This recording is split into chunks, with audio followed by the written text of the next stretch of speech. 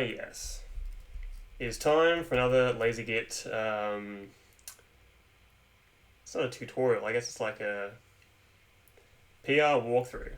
Now this one's going to be a bit harder than the last one because I actually don't know how I'm even going to do it.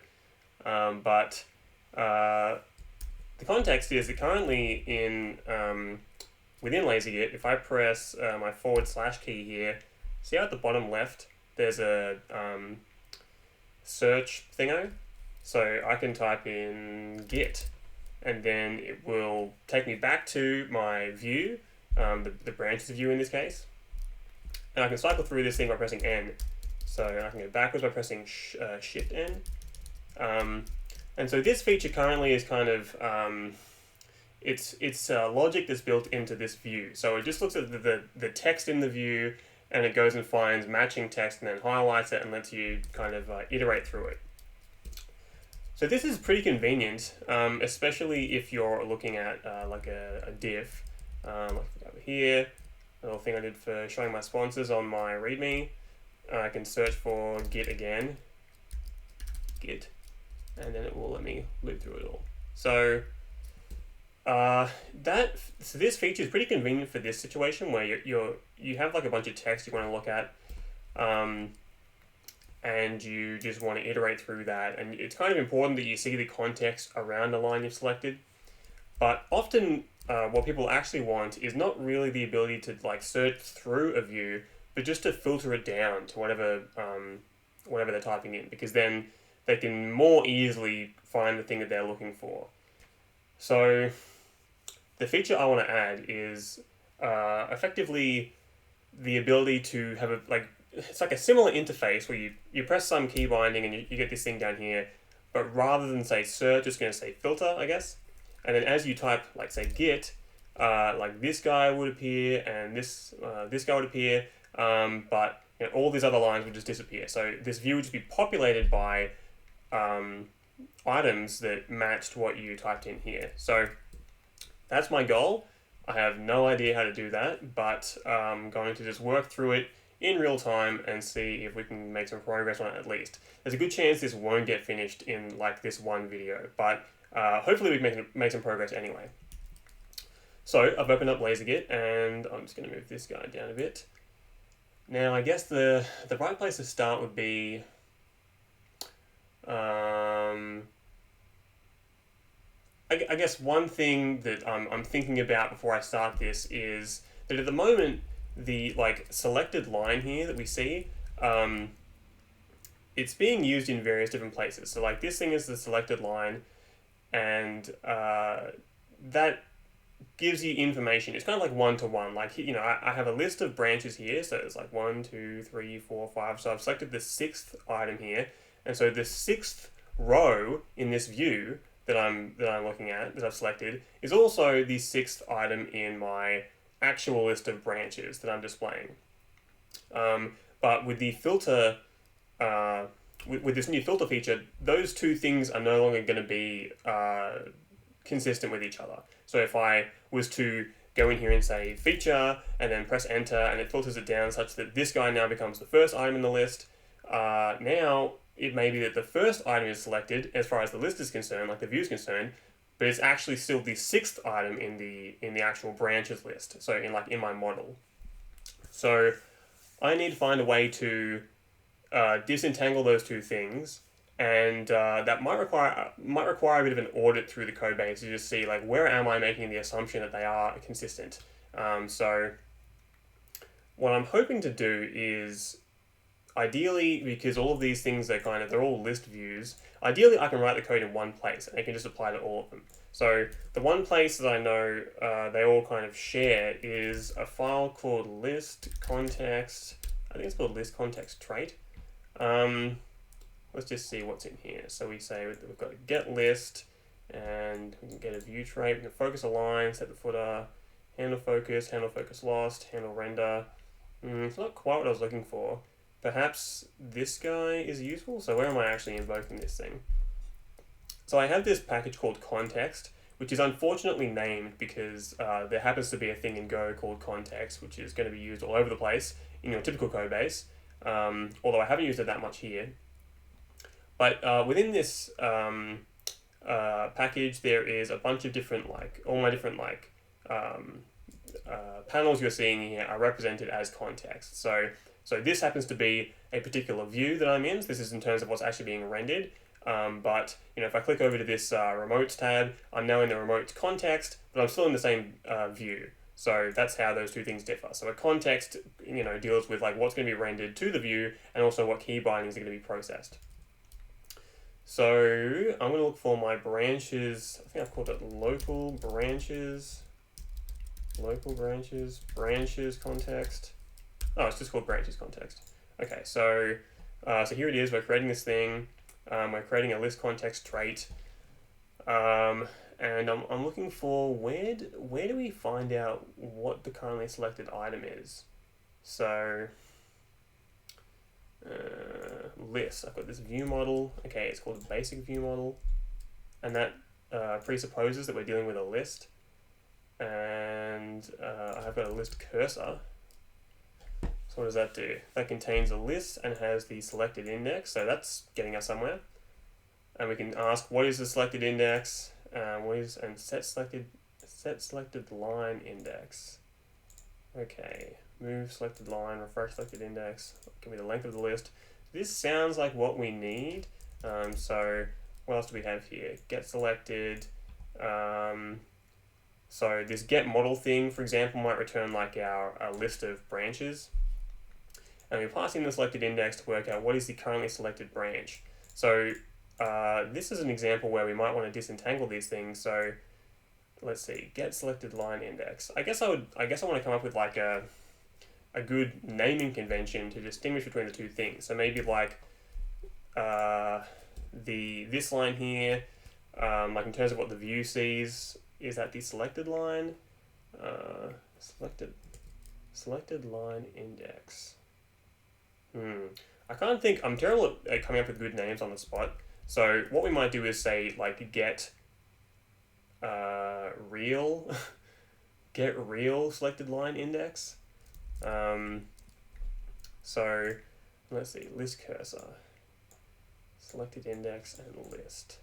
So this thing ensures that we can't exceed the length of the list. That's this one here. So if I say, oh, I want to select line, say that I'm showing like 100 branches, but I want to select line 101.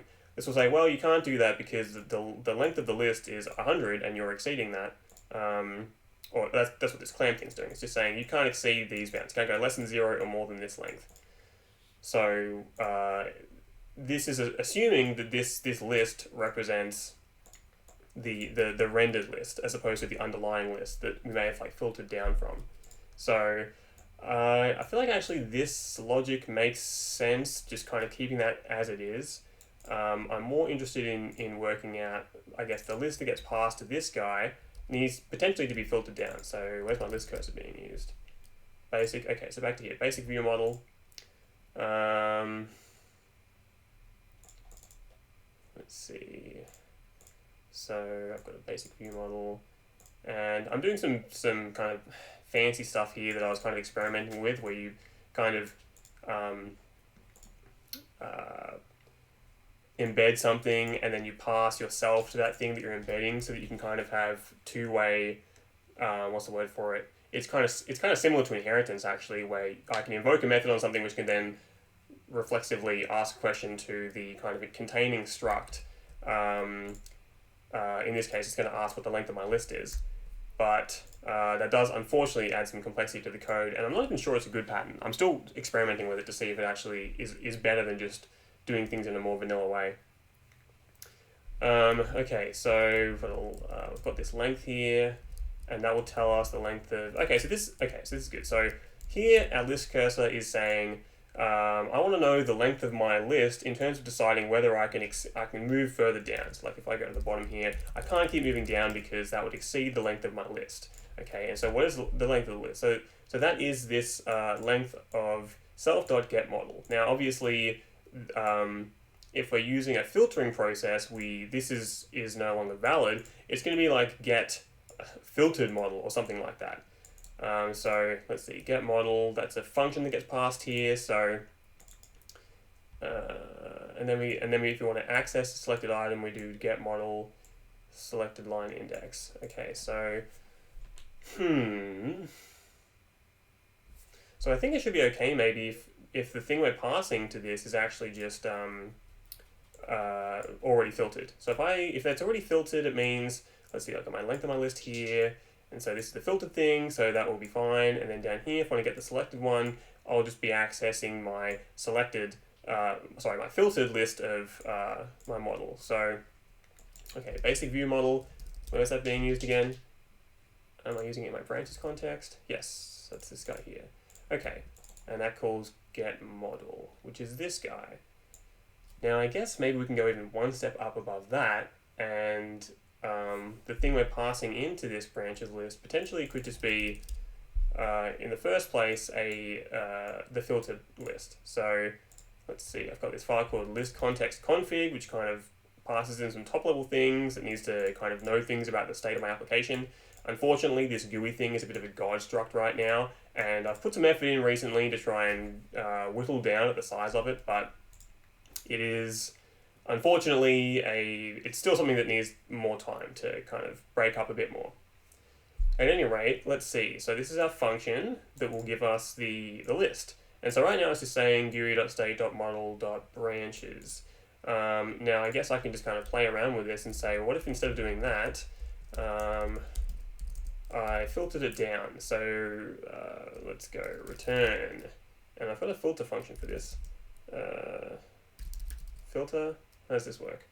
You take an array, you take a slice of items. If I say array, I almost always mean slice. I'm a Ruby dev by trade in my day job, so I use the word array a lot, and I'm aware that in Go, array means something different to slice, but anyway, that's when I say array, I typically mean slice.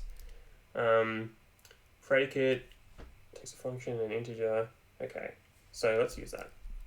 I've got this other thing, I've got my own little generic thing called slices, which also has a filter thing, which I actually find more convenient because you don't have to pass in the index, but it does feel a bit weird using both slices and this like Go Lodash package for generic slice functions, so I'm just going to go with the low one for now.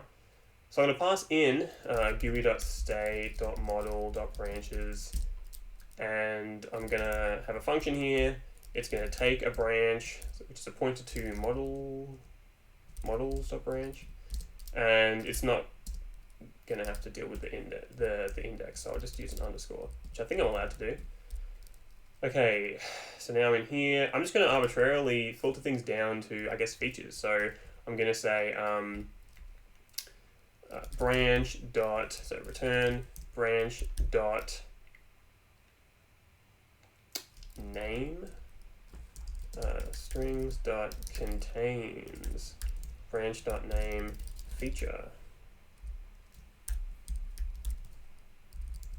Okay, it's complaining because we've got too many return values. What? Oh, this needs to say it's going to return a boolean. Okay, so now we're going to just filter this down to only those branches that contain the word feature in them. So I'm going to leave this, I'm going to go back in. And it doesn't seem like that's worked. So we still have a bunch of these non-feature branches here. So one way to test whether this is actually working in some way is if I scroll down. Yeah, so it stops me here. So that tells me there's actually 38 branches with the word feature in them. So it's correctly, constraining what the cursor can do and how far that can go, but it's still rendering a bunch of items to the list, and it looks like it's also, like in this main panel here, it's kind of showing it as being the actual thing I've selected. Actually, no. These are all features. Right, so actually what's being rendered is assuming that we've already done the filtering. So it sounds like it's just the rendering part here that's causing problems. Okay, so where does that get done? Let's see, presentation. So there's this other thing. It's annoying that Go doesn't have named arguments. I could have used a struct here, but the thing is that if you use a struct, there's no way to know whether a given field on that struct has a value, whereas it's much more obvious. Like, you'll get a compile error if you have like the wrong number of arguments and the wrong type of arguments. So that's why I went for it in this case, but it's kind of annoying when you have like a lot of arguments. So let's see, get display strings is this guy. So that's this guy. And that's going to call get display strings. And again, we're using this models thing. So let's just maybe pull this thing out. Let's pull this thing out. Get filtered branches. Okay, that's not going to be the first argument here. And then in this case, rather than passing in my entire branches model, I'm going to pass in my get filtered branches, the result of my get filtered branches function. Okay, let's try that again. Oops. Okay. Cool. So now these are all features, and it stops at 38, so that's awesome. And so each one's being selected correctly, so first commit, that's good. Let's quickly whip this guy, and then I'm going to just see if I can successfully check out a feature at a certain position. So let's see, default command template line offset. Default command template line offset. Sweet. Okay, and taking it back. Cool. So get this guy back. That was surprisingly easy. So okay, we've got an idea about like where to start with this thing. So I guess now the question is like, is there a way to kind of determine this filter function based on, like, you know, if someone types in like blah here, we want it to kind of in real time update this list to whatever that search string says. So how do we do that?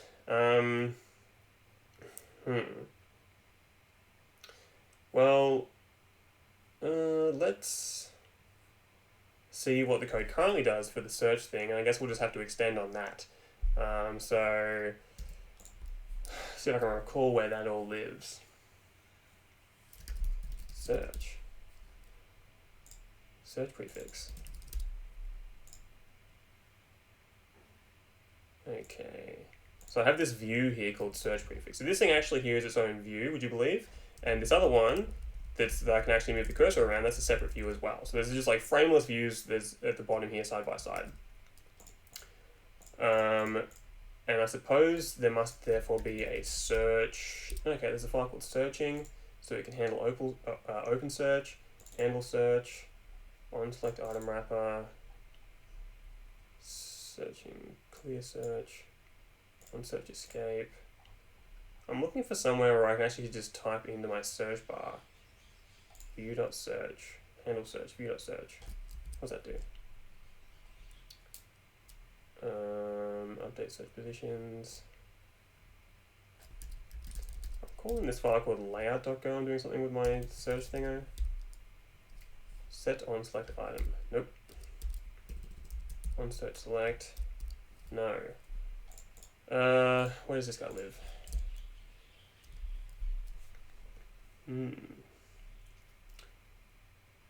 Oh, here we go. GUI.views.search text area.get content. Okay. Right. So when I press my / key binding, I'm going to handle open search. I pass in my view name, which must be the view that I'm trying to like search within. And then I'm saying, okay, GUI.state.searching.isSearching is now true. GUI.state.searching.view equals view. And then I'm going to clear my text area, which would be referring to like this thing here. And I'm going to push a context, which is my search context. Okay. And then when I actually press enter, it's going to handle the search. It's going to go and get whatever I've typed in, and it's going to search for it. So I guess somewhere that we can start is just kind of piggybacking on this existing code and just temporarily, for the sake of exploring how it all works, we can say that instead, so like, you know, the end game is to do this in real time, where as you type it filters it down. But for now, I'm just going to say, let's type out the whole thing, and when I press enter and I call this handle search thing, I'm going to actually filter down my branches by my whatever the result is. So this is the, let's see, so search string equals this, search by the search string. So what I'm going to do instead is I'm going to say, I guess my branches context I'm going to add a method to this guy, and I'm going to say set filter string. Filter string.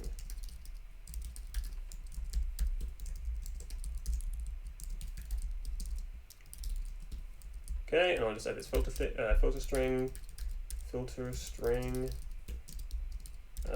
When this value is present, let's say non-empty, we will filter down our list of branches to whatever contains the filter string.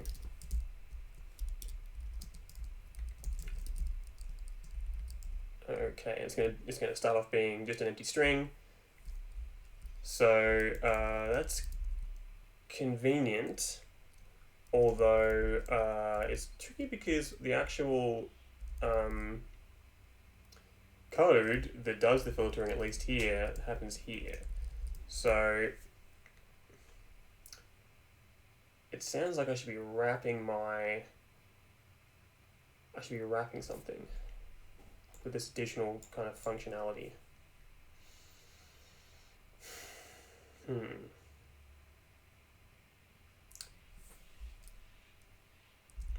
New branches context, and it has a function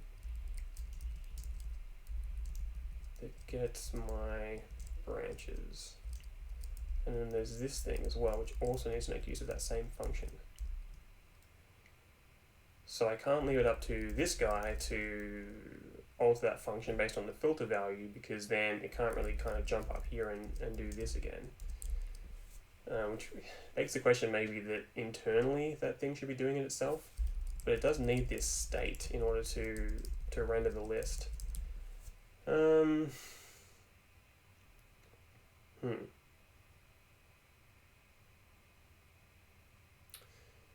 Well, we could make it that it just passes in the state, and then it's up to the context to be able to go and render it. And then it can use its internal filter function to ensure that this thing is actually like rendering as you would expect. Alternatively, I could just extend the interface for this thing to pass in a items.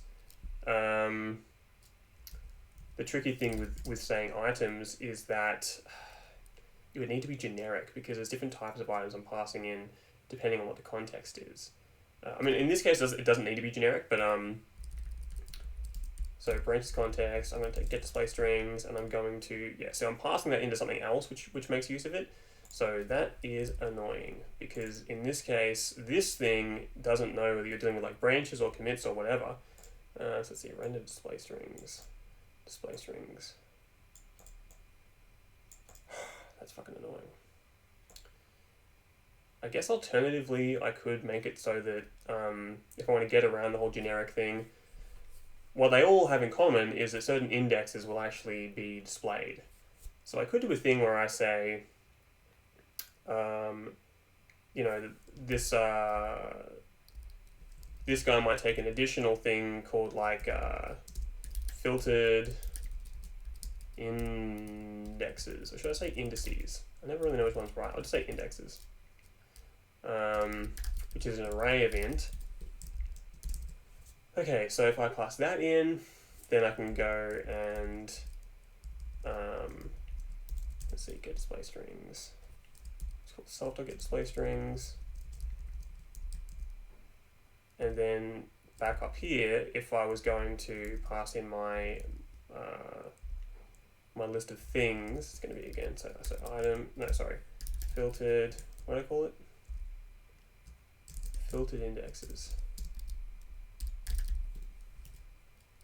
And it's complaining because it's not adhering to the type I've specified here. Is this thing common? Oh my goodness.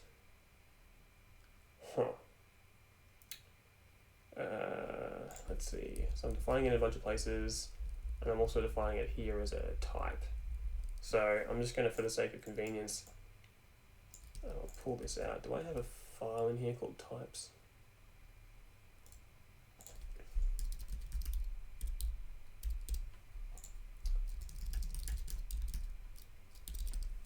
I'm going to call this get, what's it called? Get display strings. Function. Okay. So back, where was I? So searching for, so I don't want to replace, you actually can't replace these ones because I actually need to make use of these arguments, although many of these don't actually need to use these two things. But where else is there? Function, so yeah, all these guys I can replace. So if I go up to my branches context, I can do that. Okay, that works. I want to replace these guys too. I'm just thinking, how do I do that without including this file? Exclude this thing. Okay, cool. Is that all doing the same thing? I'll admit there's definitely some duplication here, but I haven't found a good way of getting rid of that yet. Okay, so that's good. And I'll also get rid of this guy from my list. Oops. Why did that not work? Oh, there we go. Okay, so place that with a new thing, which is filtered indexes. Do that. Oh, wait, I didn't do that right. I'm supposed to replace it with a new thing. Get display strings function. Did this still compile? No. List context config 55. Okay, why is it complaining? You can't use this.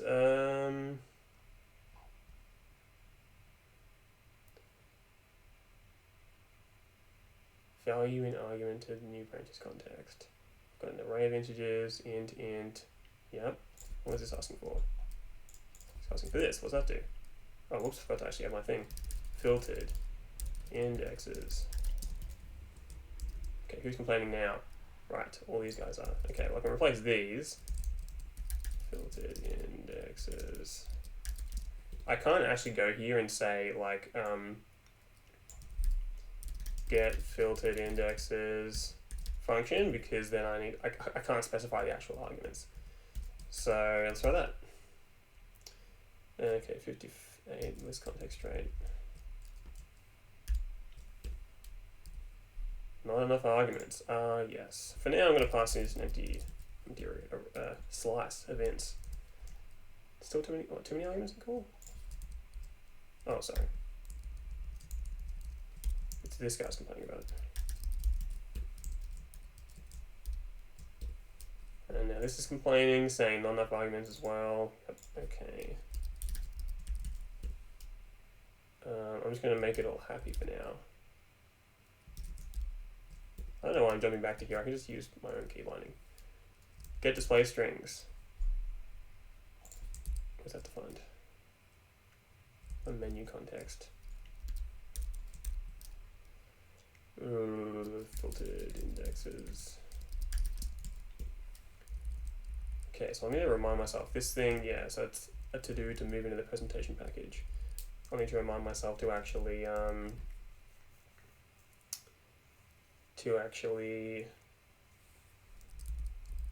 update this one as well.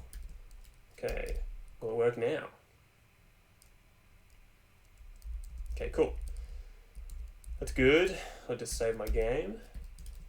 And I'll need to keep track of these guys. So let's see, handle render.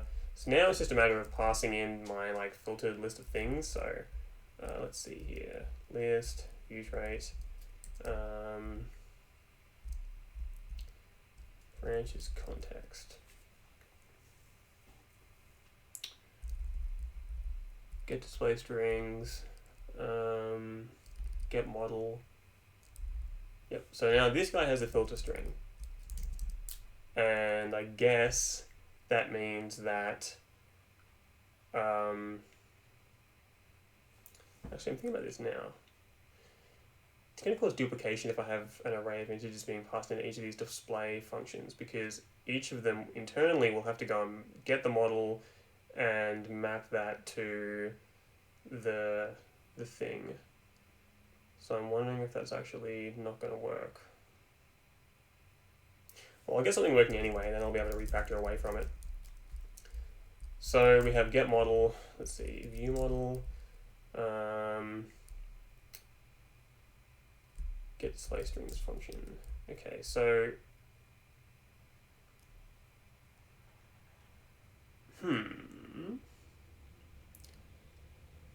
passing the model. Yep.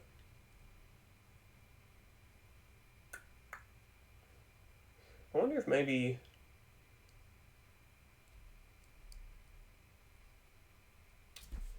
no, because that needs the, because the generics thing gets in the way.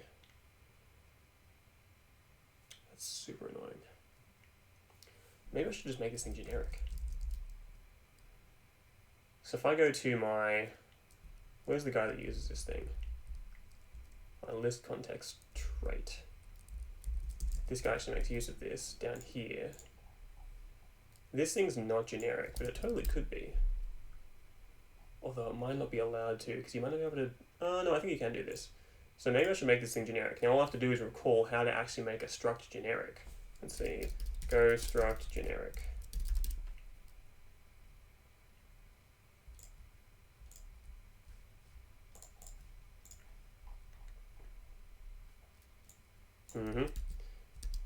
Let's do that. Oops. And I guess that's kind of annoying. Now, will it be any?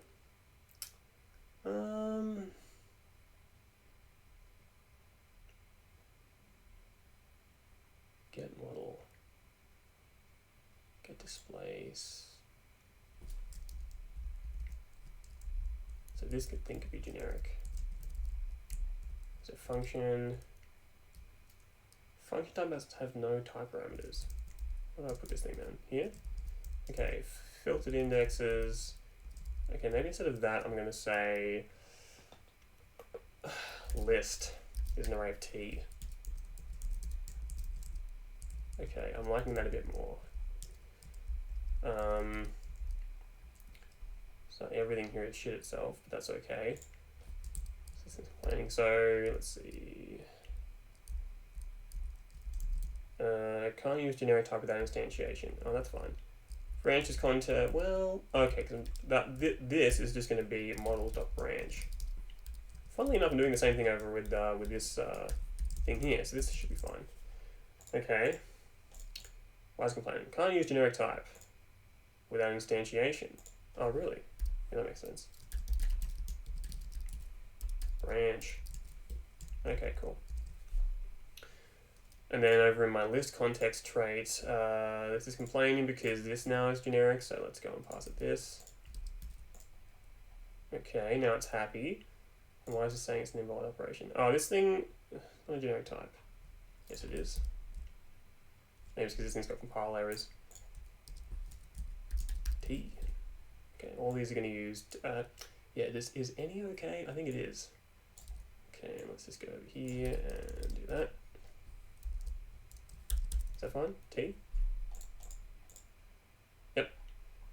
Okay, now back over here, let's forget about this thing. But it does still want my my stuff. So how do I do that?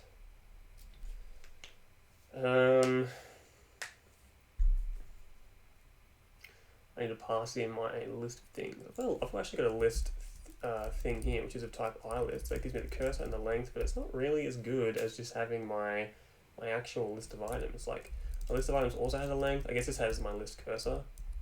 Right.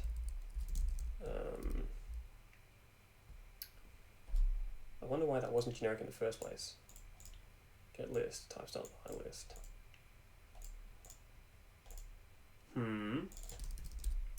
This is being used in a few places. So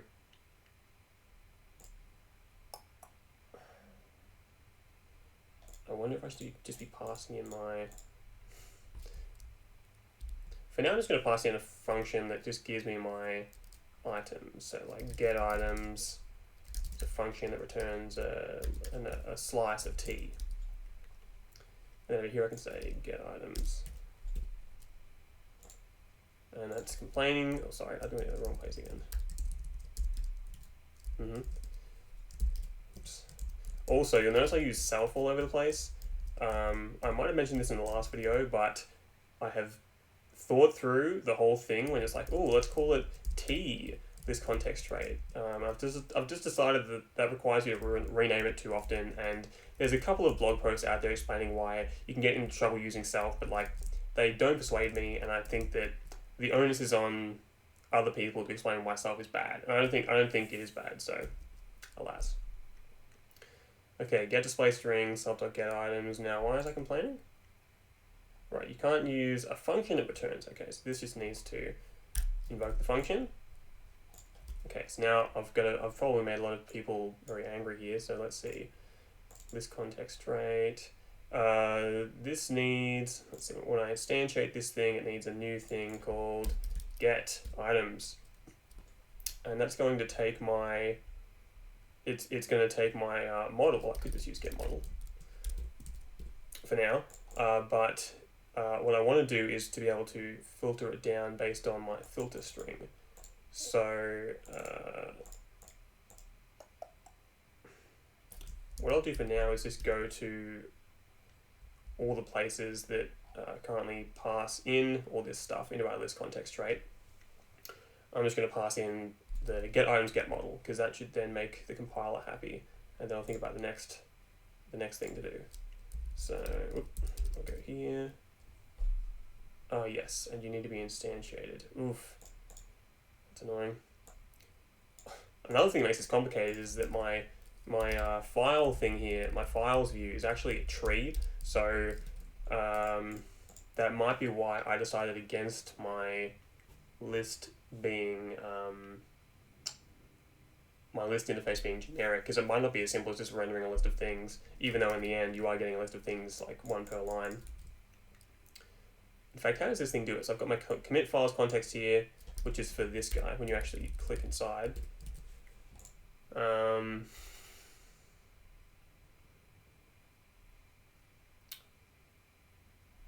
Is there a thing I can use like models file tree dot commit file node?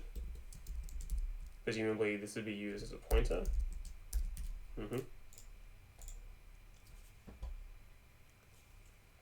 And let's see. So this will be the same deal. And why is it still complaining?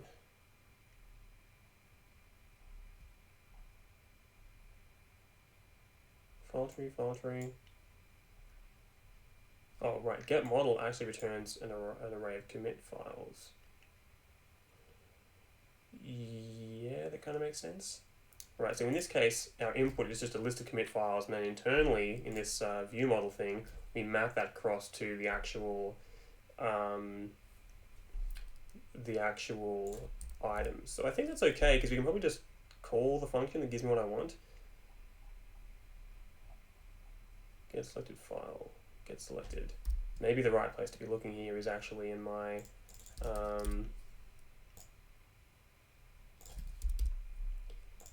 is over here. So what are we doing? So this is my get display strings thing. We no longer need this, so I'm going to go and just update all of these to not use that. Although we probably want to pass in the other thing we're going to pass in. But anyway, let's see. Lines equals presentation.render commit file tree, and then I map it. Damn.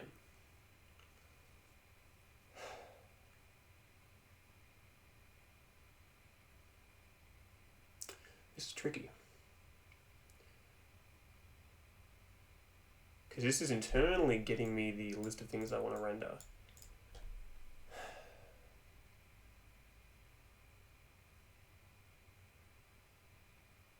It does feel like I need to have something on top of this stuff that wraps the context.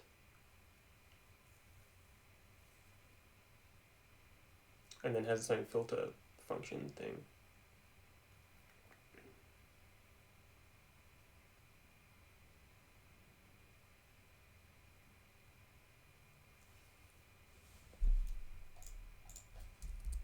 What's this do?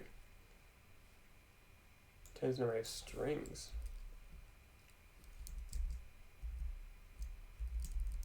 Right.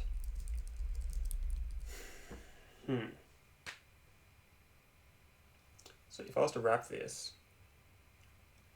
I have some context that wraps another context, has the like filter string thing, and well, actually now that I think about it, you're never going to be filtering more than one context at a time. And that suggests that we could just use some like global state for that.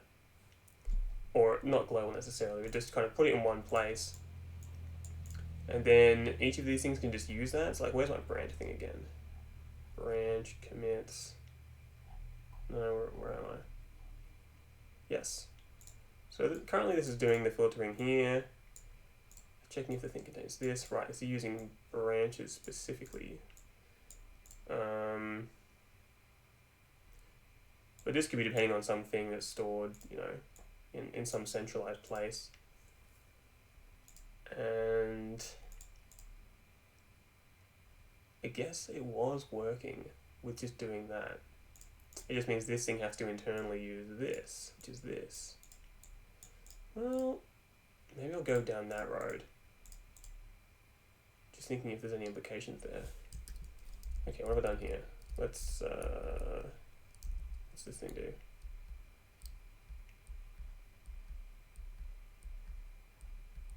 Okay. So what I'm going to do is actually, I'm just going to grab this and I'm going to just stage this and I'll call, sorry, stash it. And I'll call this attempt number 1 on filtering. All right, let's try this again. And let's just verify that works. Okay, it does, good. And we go up to 38 and then we get to the end. Okay, good. So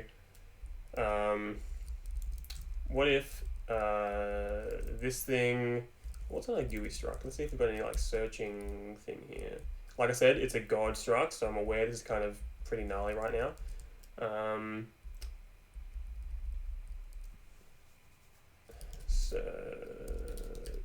Searching state. View is searching and search string. Does that get updated as you type it? Search string equals no. It only gets updated when you actually press enter. But for now, I think that's okay. So I'm going to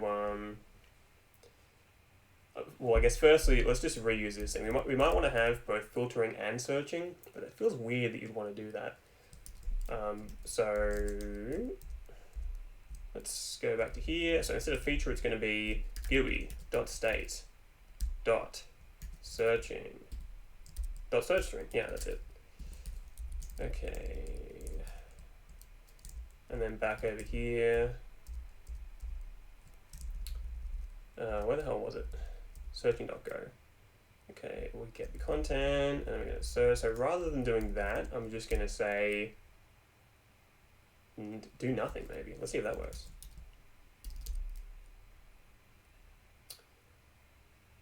And also, I should probably also go back to,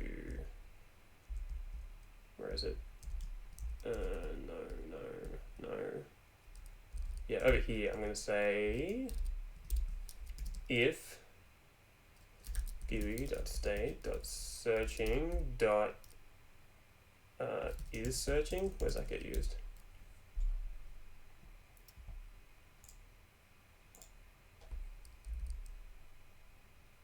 Is searching. Right. Is that the same as handle open search is searching is true? When does it get set to false? On search escape.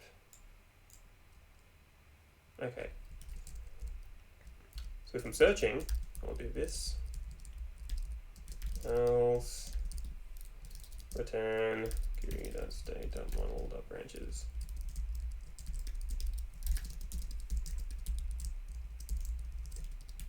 Okay.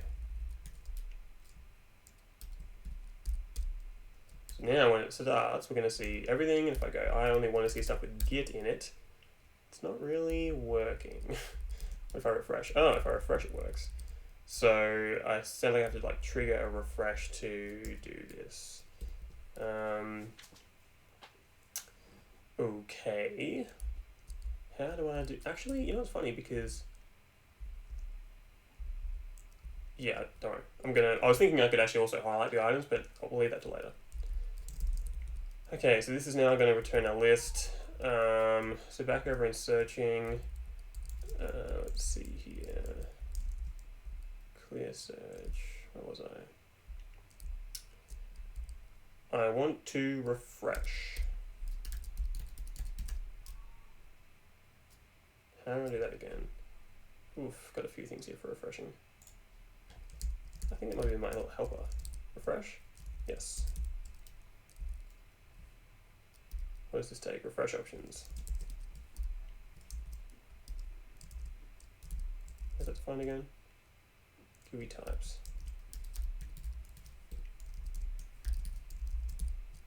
Let's see, I don't need a then. I guess. I guess I could do all scopes. And refresh mode is one of sync, async, block UI. In this case, I know that this refresh thing actually is when we want to actually what's the word for it?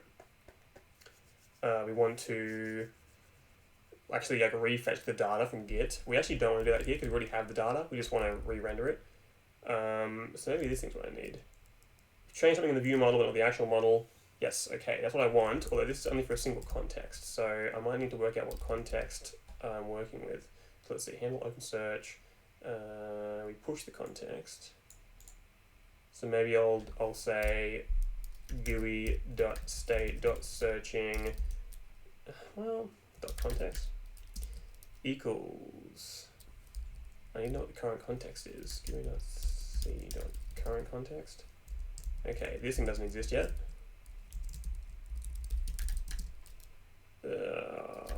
Type the context.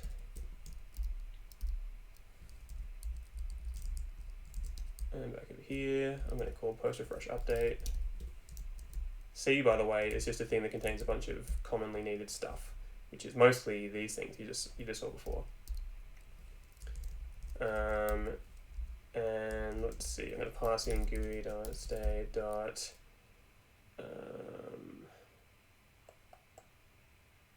Searching.context. That returns an error, so I'll just return that. Okay, let's give that a go. Git. Ah, yes, here we go.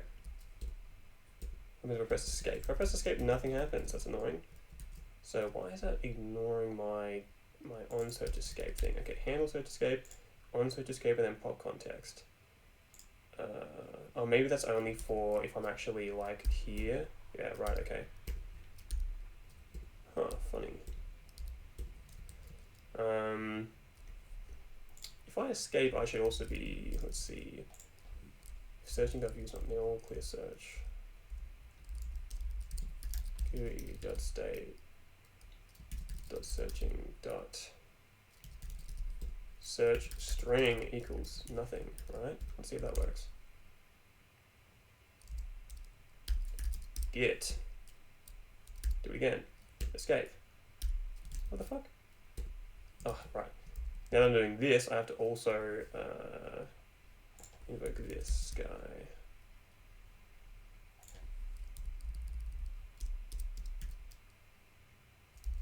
Let's do that down here.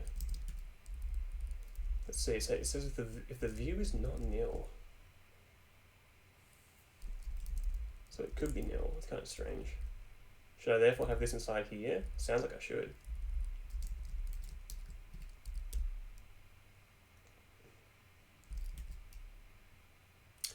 And it also sounds like I should have this in here. Okay, let's give that a go. Git. And if I go in here and I escape, okay, cool. So feature, cool. But it's weird. If I press escape in here, it does nothing. So I don't know why that's the case. So what's the thing that handles that? Handle search. Handle open search. It feels like I should be in a certain mode when I'm searching for something, but for whatever reason that doesn't apply. So I've got this modes.go thing. Let's see. So I've got various different modes. So I could be diffing, I could be managing a patch, filtering, cherry picking, bisecting. And it's done in order of I should have a comment here. This returns the modes in order of highest to lowest precedence, i.e. if you press escape,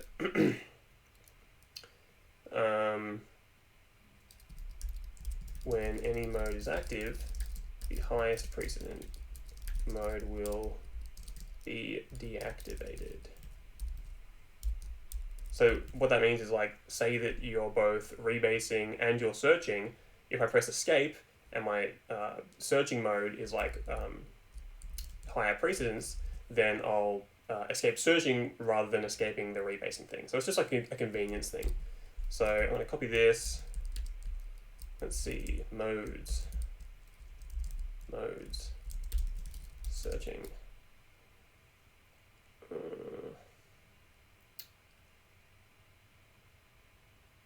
What does this look like? It has an active function. Right, so the plan is just to, I'll put it to do in here. See if searching, the searching state struct should live here. For now, I'm just going to say do.state.searching.is searching. Is that not a boolean? Oh, right.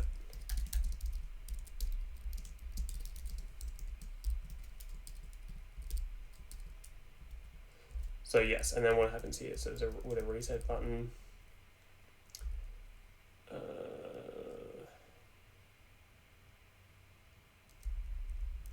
Showing diff string. I'll just say, for now I'm just going to say searching. And later on I'll internationalize that. I might need to add like searching for and then whatever I'm searching for. Like, yeah, searching. Anyway. Let's make it green. And let's see, reset is exit diff mode. What does that do? Yes. In this case, I want to have a new thing here. Let's go and put it in here, saying exit search mode. What is this? Return an error. And what will that do? Well, it's probably going to call this. Let's see if that works.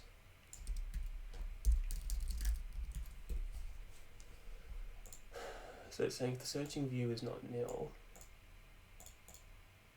Okay, let's give that a go.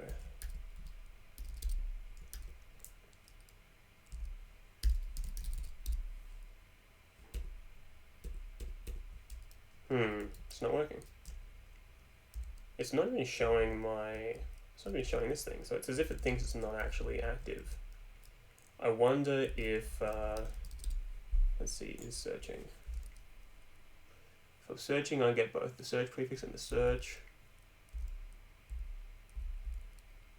It seems like there's two different like states we can be in. There's like, we're actually in here typing out the thing, or we've actually typed the thing out and now we're back inside the view and we're kind of in searching mode still. So perhaps there's actually two separate things here. Is searching. It's for that other thing. So let's see, search string, context.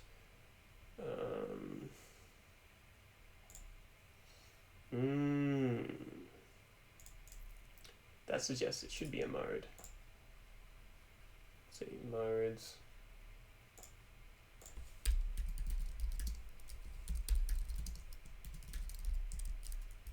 Type searching.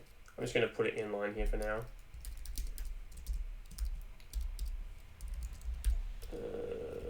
Active rule.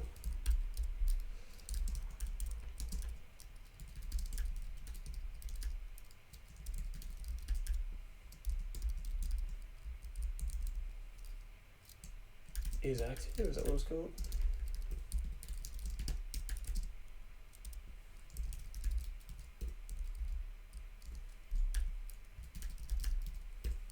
Okay, and where is this defined?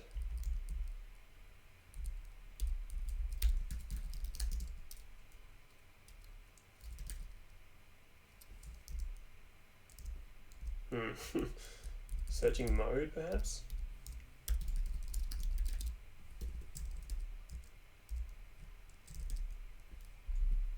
I need to have a dot new, okay.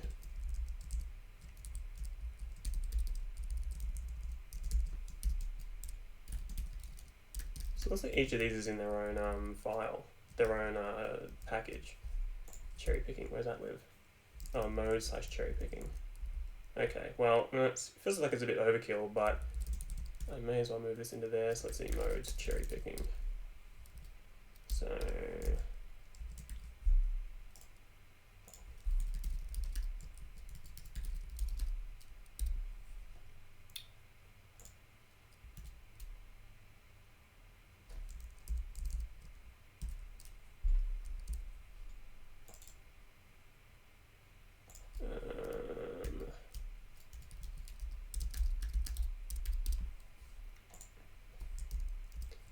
now I need to call it mode because that's implicit in the fact that it's in the modes package.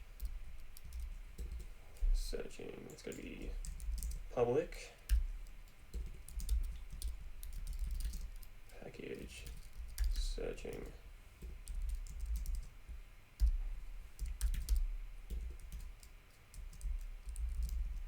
It's going to say new. Returns a pointer to searching. Don't need this.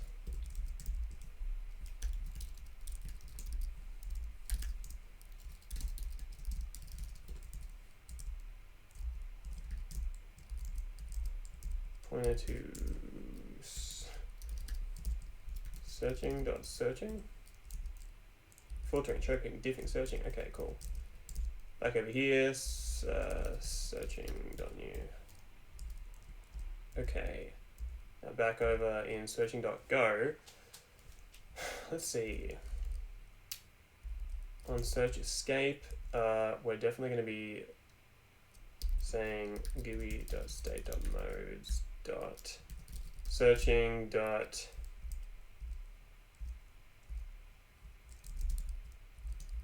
Let's see.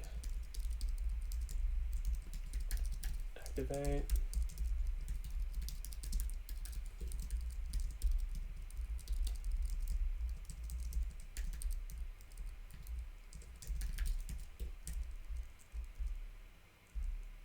Where was I? Activate. In this case, I'm going to deactivate. I think it's actually not. Yes, I don't want that here. This is when you escape the. Actually, yes, I should deactivate it here. But importantly, I should be deactivating it. Oh, I guess this is probably fine to just call that. Let's give that a go. Oh, actually, I'm going to go back to modes here. It's now going to say .modes.searching.active, and I don't need that to be wrapped anymore. Ooh, I should have called it active rather than is active. Okay, let's give that a go. Actually, I've missed another thing. I need to go back to here, and I'm going to say, let's see, open search, GUI.state.modes.searching.activate.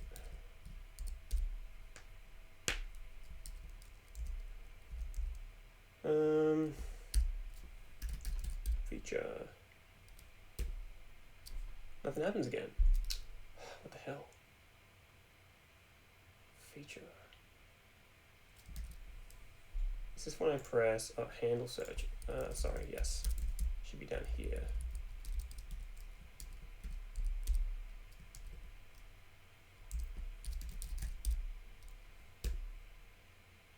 What the fuck?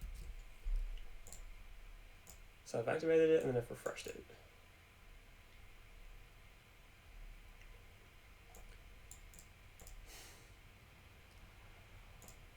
I've set searching to true.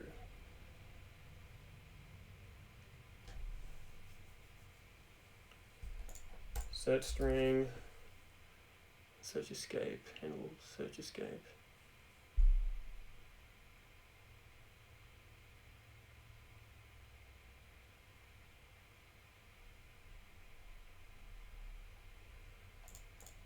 I handle the search. I activate it.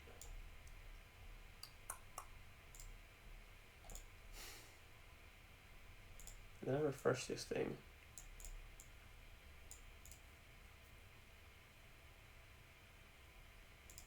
And then back over in modes, I'm checking if this thing is active. We pause this. And on top level return, yeah, if it's active, I reset it.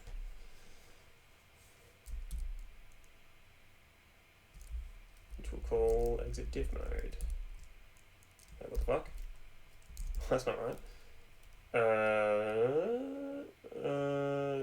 What's the thing I did? Exit search mode. Let's try that. Feature. Escape. Okay, that's better. It's kind of weird though that I'm not seeing it down here. It must be because this search thing is here that it seems to block everything else. So maybe, let's see, handle search. Should I be escaping? Should I be doing this stuff here? Let's see, search string is nothing. Post refresh update. Not sure.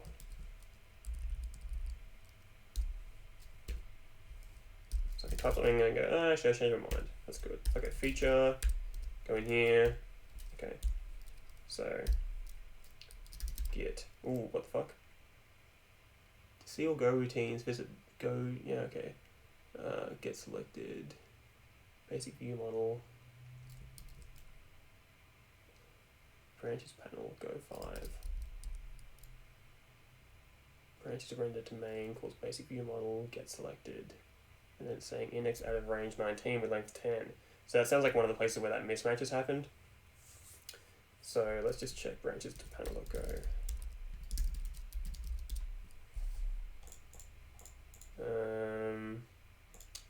Get selected. Length is 0. Otherwise, I go get model and then self get selected as index. Right. Let me think about that. Right, get model, get selected line index. And my model should be filtered. So back over in my branches context.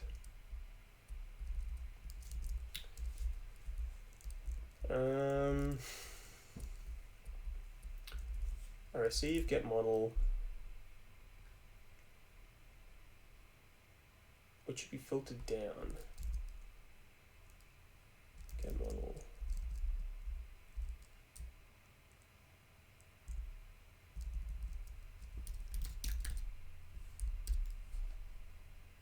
Get filtered branches, that gets passed down to here. If I'm searching, I'll filter it, otherwise I'll return the whole list. Right, I should change that to being state.modes.searching.active. Let's try that again.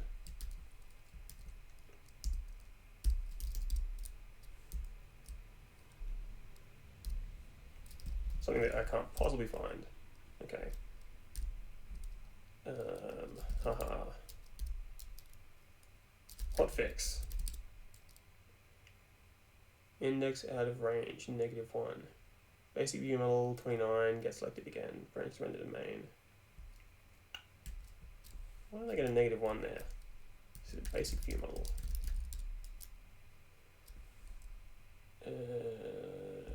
This thing's -1.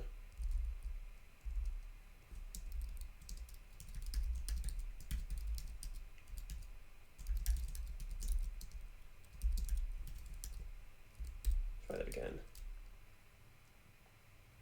So we'll start by doing something, there's nothing there, and I'll say hotfix. Okay. Feature. Blah. Meme. Hello. A. Okay. Stage. Well, that's not so bad. Still weird that this thing's appearing here, like back in modes.go, I would like to say have a second argument here, like qb.state.searching.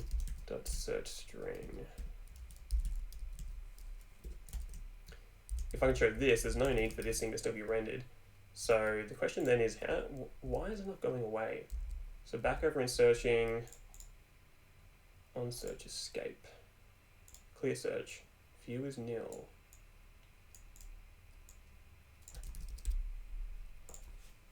So when I open it, the view becomes, okay, that's the view that I'm searching. Search clear text area. On escape, I set my search string to nothing.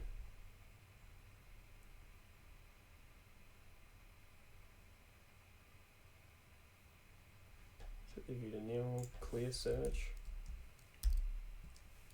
So back over in, was it layout.go? No, it's called arrangement. This is where I arrange my different windows.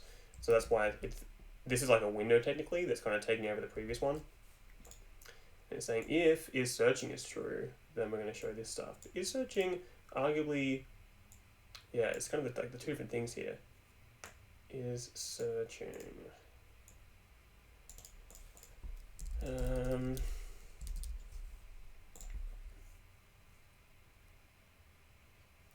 Show info section if I'm searching or if any mode is active. I set it to true when I open the search, and I set it to false when I escape. So perhaps I should be getting this thing and also setting it to false when I commit and I handle my search. Now, it may be that like filtering should have different logic to just searching, but we will see. We'll work that out when we go to support both sides of it. So, feature. Okay, searching feature, reset. Cool. Develop. Just one thing.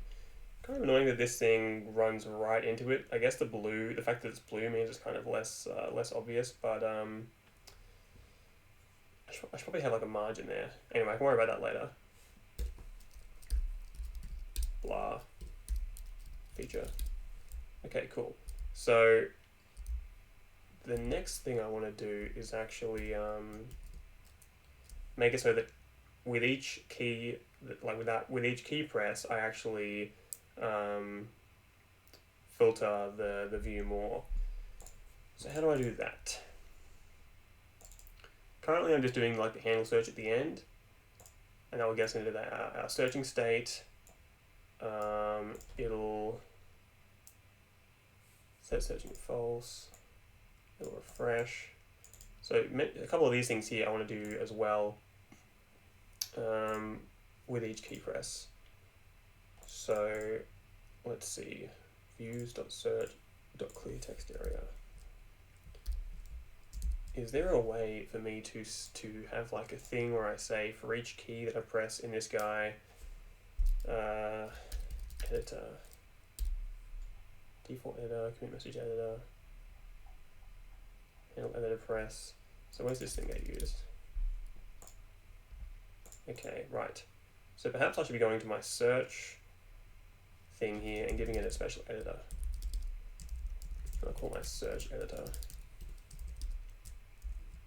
So I'm just going to, let's see, default editor, render text area.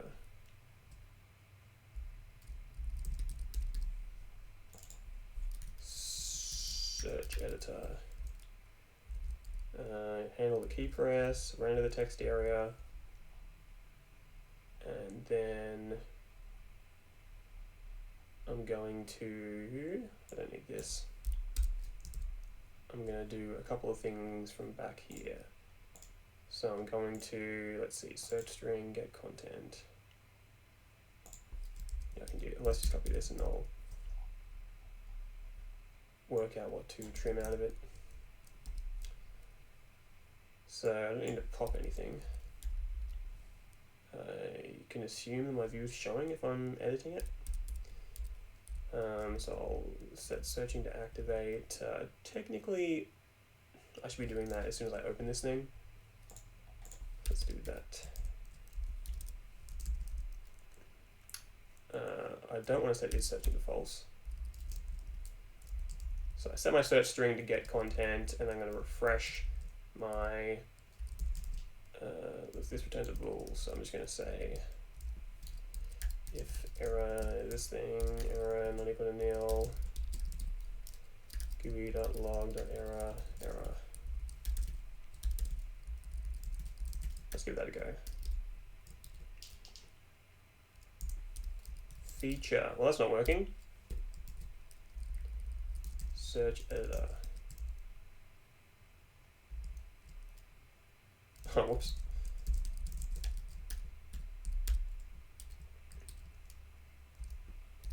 Feature, git, opening files. Okay, that's pretty cool. Now one thing to be also cool is if I had like fuzzy searching. So,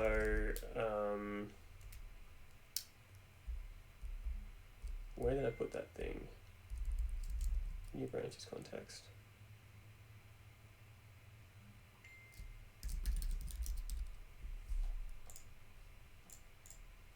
Right, kind of doing this contains thing.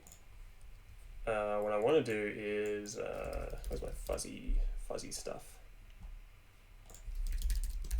Oops. I'm just going to exclude my vendor directory because it's probably got a bunch of junk I don't care about. Okay, fuzzy.find, needle haystack, fuzzy search, needle, and it's in my utils.fuzzy search. Okay, let's do that. Now it turns an array of strings. What the hell?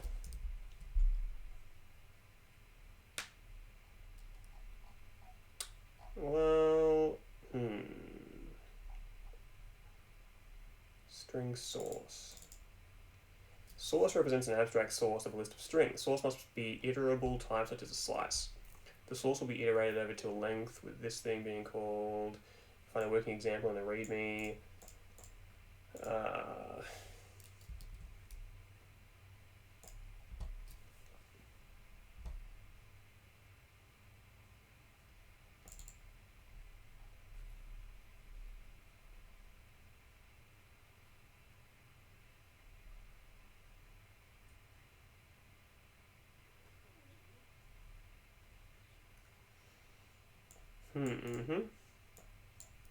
So this is what we need.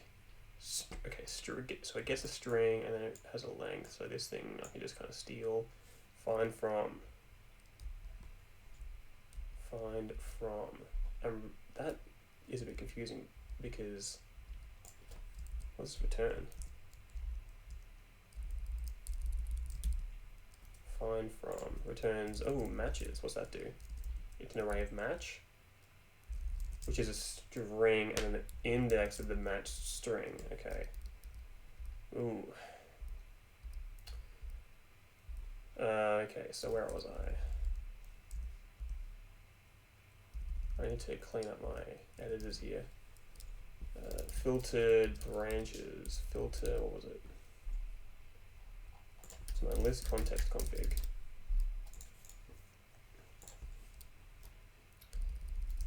Okay, so let's see, put this thing which takes a string. Yep. It's an array of employees. The length. Branches. So I think I have to wrap this dude. Let's go type filterable branch, perhaps. And I guess it should be lowercase because I'm not going to export this. Filterable branch is going to be a struct that just contains a branch. Okay, so back over here. Again, I'm breaking the idiom, but that's what I do. Filterable branch, okay, so string I is an integer, and I'm going to go, hang on a second, employees is an array of this thing.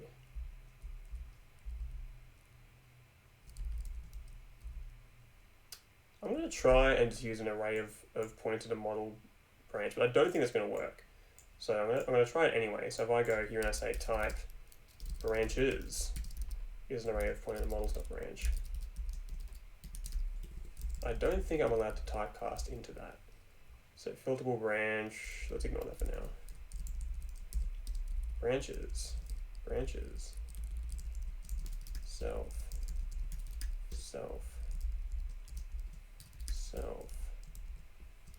dot name. Okay, I can scrap this. And then in here I'm saying matches equals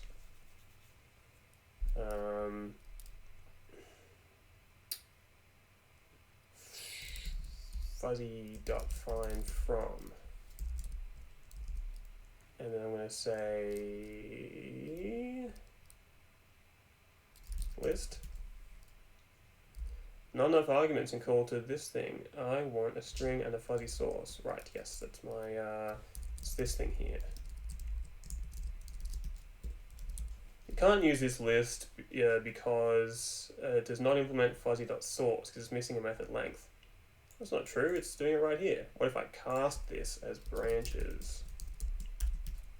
Ah, it actually does work. Okay, now my matches, matches declared but not used. Matches declared but not used. Okay, I need to do something with this.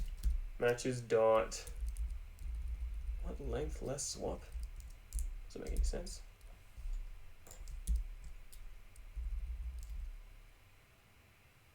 Right, it's an array of match. Okay, yeah. And each of these contains the index. So let's think about this. I'm going to use load.filter on my branches. I'm going to return matches. No, actually I should be doing something different here. Load.map matches. And it's going to take fuzzy dot match. Oops. Jesus. And it's going to return a pointer to a branch.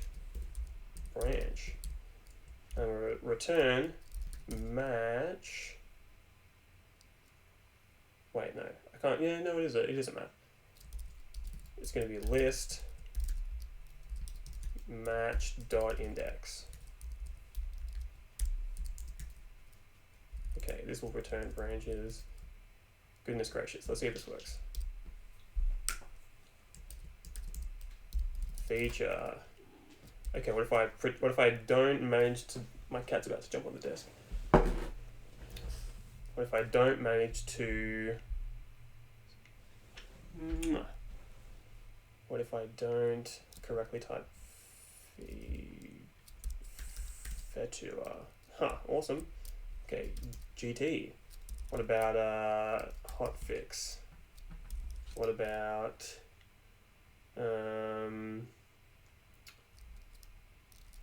update? If I go up, so let's say update GoGit. If I go UGG, that also gives me update GoGit. That's pretty cool. And it's pretty fast as well. Okay, awesome. So that's cool. So we've got some fuzzy searching there. This thing, it's going to be annoying to have to like rewrite this for each different thing, so I might wrap it in like a generic wrapper.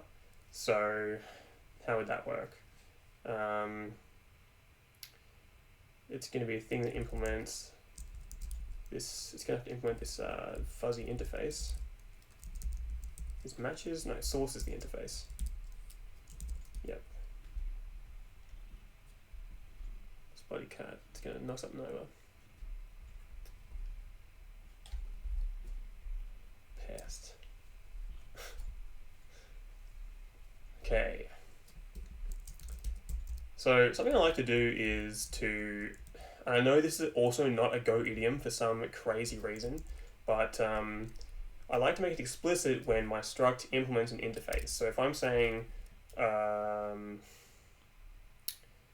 know, I want to enforce, you know, at the compiler level, not just at the call site when I try and use a thing, but when I actually define my thing, I want to be able to say, I'm supposed to be implementing this interface, and if I'm not, then give me an error right here. I'm defining my actual, my type.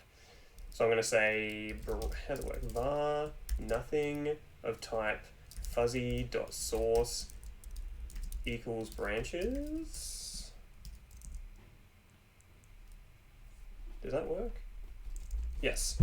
So the compiler won't actually run, so at runtime this won't actually instantiate a variable, but at compile time, say that I remove this function, this is going to give you an error, because it's going to say, well, you can't use that because it's missing the source value. So it'll also give me an error here at the call site, but I just find that at the call site's the wrong place to get that error. I'd rather when I'm actually modifying this thing, I get the error like right here on the page. So let's bring this guy back. And so now I want to find a way of kind of generically giving me a source. So let's go to a function called toFuzzySource. And how does that work? Function toFuzzySource. It's going to take I guess it's going to be generic, so it's going to have t any, and it's going to give me, well actually, is it going to be any? Yeah, I think that should be fine. It's going to take an array of t as well as a function which itself takes a t and returns a string. And then it's going to return, I guess, let's see, I guess maybe I should have a generic struct here for this. So I could call this thing, let's just kind of copy and paste this.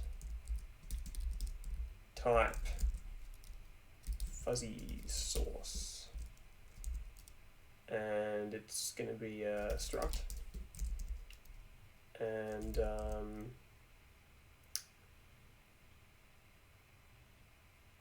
I guess it's probably going to be fine to, just thinking about what is the right way to do this. Find from, it might actually be an easier way to do this. What does find do? It also returns matches. That just uses a pattern, some strings. Yeah, it might be easier just to, I mean, ideally what I do is, a good interface is going to be a function which takes, let's say it's, I just call it fuzzy search. And let's say it has like t, and it's going to take a slice of my t values, items, and it's going to, sorry, my cat's distracting me. It's going to take a slice of these items, and it's going to take a function that produces a string from the item. So let's say func takes t, returns a string. And what I'm going to return, I'm going to return a slice of t. Okay, so now let's try and simplify this process. It actually just occurred to me I can just use find here, because find also returns matches. So I can just produce a list of strings, although it might be less efficient actually compared to find from. Let's see what string source do. Just generate strings. Yeah, I actually don't need to like store these strings. So I might stick to the find from approach, and my job will be to produce a source within here to then, I guess, iterate over.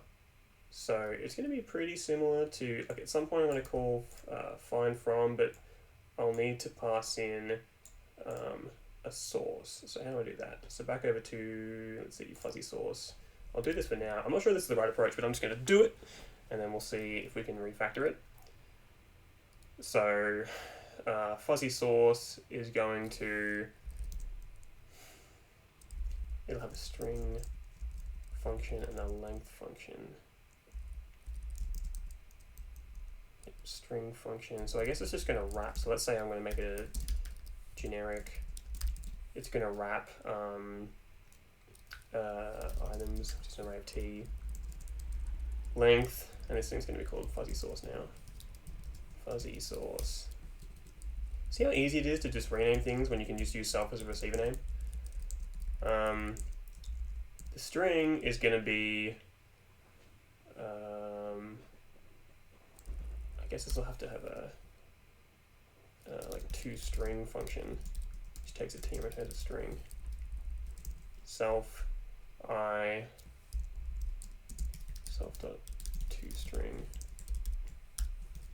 Does that work? Takes t returns a string. Length is just going to be length of self.items. Okay, that's my source, and I want to verify that my source actually implements this interface. I'm also going to make a pointer. Jesus, this cat. What are you doing? Ow!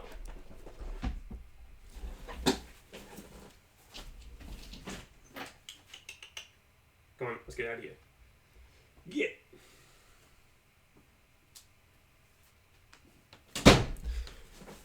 What a pest. So I have a fuzzy source. Yep, so that's satisfied. We can lose this thing now. I can lose that. ToFuzzy source is a function. I don't think I need that anymore. Fuzzy search. Okay, cool. Mixed named and unnamed parameters. Let's go to string. Okay, yep. And I'm going to say source equals fuzzy source. Items, toString.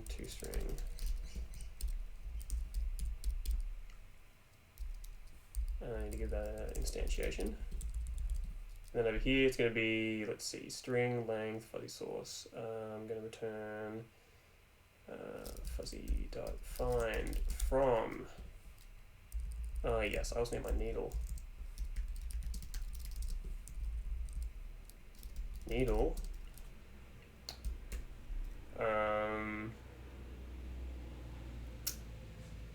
And my items. And no, sorry, that should be source. Is that it? I'll return that. I can't return it yet. That is my matches. I'm going to do this thing again. Matches, match. It's going to return t. And let's see, items. Now, why is this complaining? You cannot use generic type t any without instantiation. T. Now this guy's complaining. Cannot use index self. True. Dot items. Okay, cool. And why is this complaining? That needs t as well. What the fuck?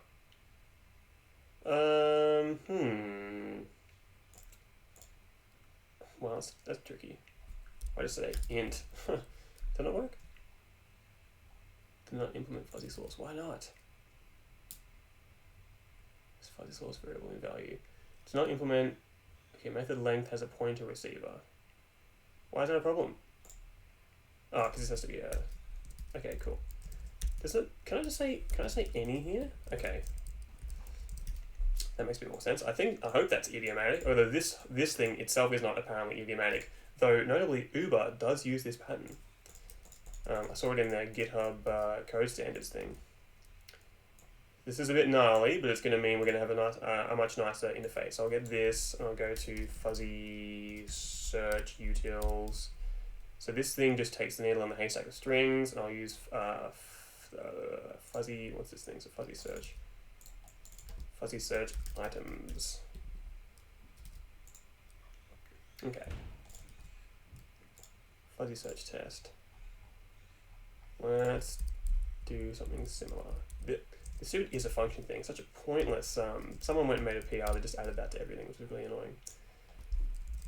Fuzzy search items. Needle, haystack. I'm just going to use an array of, what can I use? Well, why not just use branches? Okay, and expected will also be an array of branches. Actually, I'll make it a bit more agnostic. I'm going to have a struct called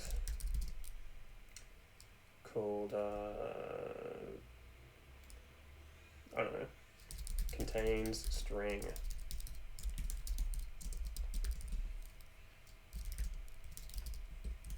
Or just node. Maybe I'll do it.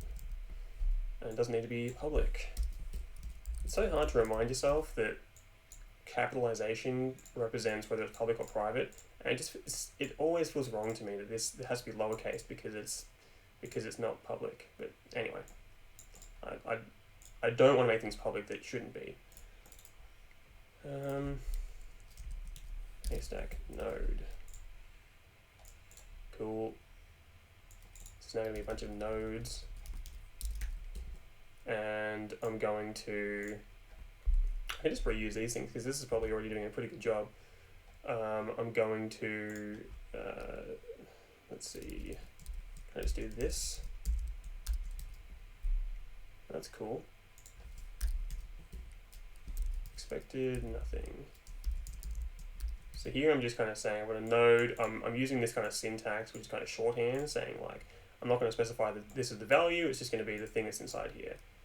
So, is there an easier way to do this? Probably not.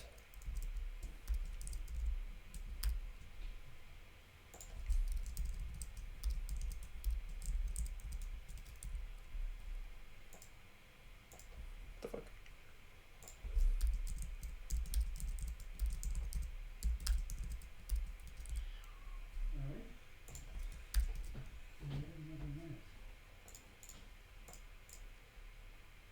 Test, AOE, my branch.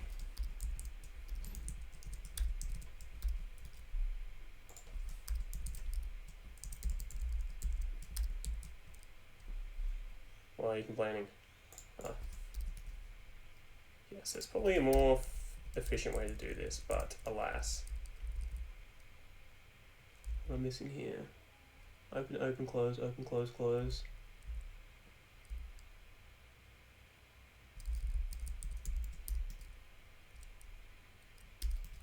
What the hell's wrong with this thing? Oh, this guy. Okay, fuzzy search items. And just to remind myself, that takes a needle, items, and then a toString function. T dot value.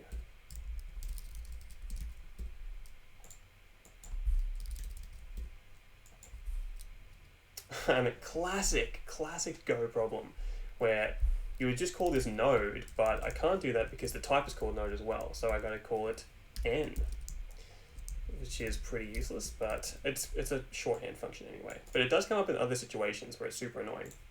If this thing could be called capital N node, I could call this node and then it'd be problem solved. Anyway. Cool, and let's just test that. Cool. And just to verify it works, let's just do this and make sure it fails.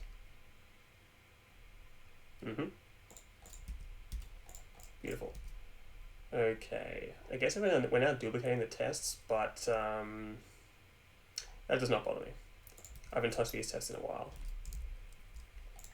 Okay, so we've got this thing, fuzzy source, search items.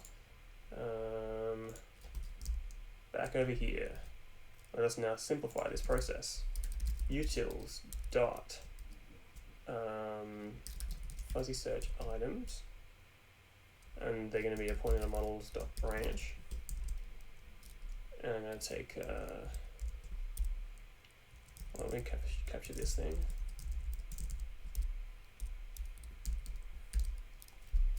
And I'm going to need my list, and then I'll have a function which takes branch, point to model stop branch, return the string, return branch dot name, and this can just do it directly. Return. Oh, this thing isn't necessary? Right, cool. Okay, so I'm passing in, here's my needle, here's my list, and here's how I get from an item in my list to a string. Now let's go and test that. Feature. Oops, I pressed Command A, not realizing that that is not a key binding that's yet supported. Test. That's funny, when it's empty, it shows nothing. It's not ideal. Let's say that not only must searching be active, but also this thing is not the empty string.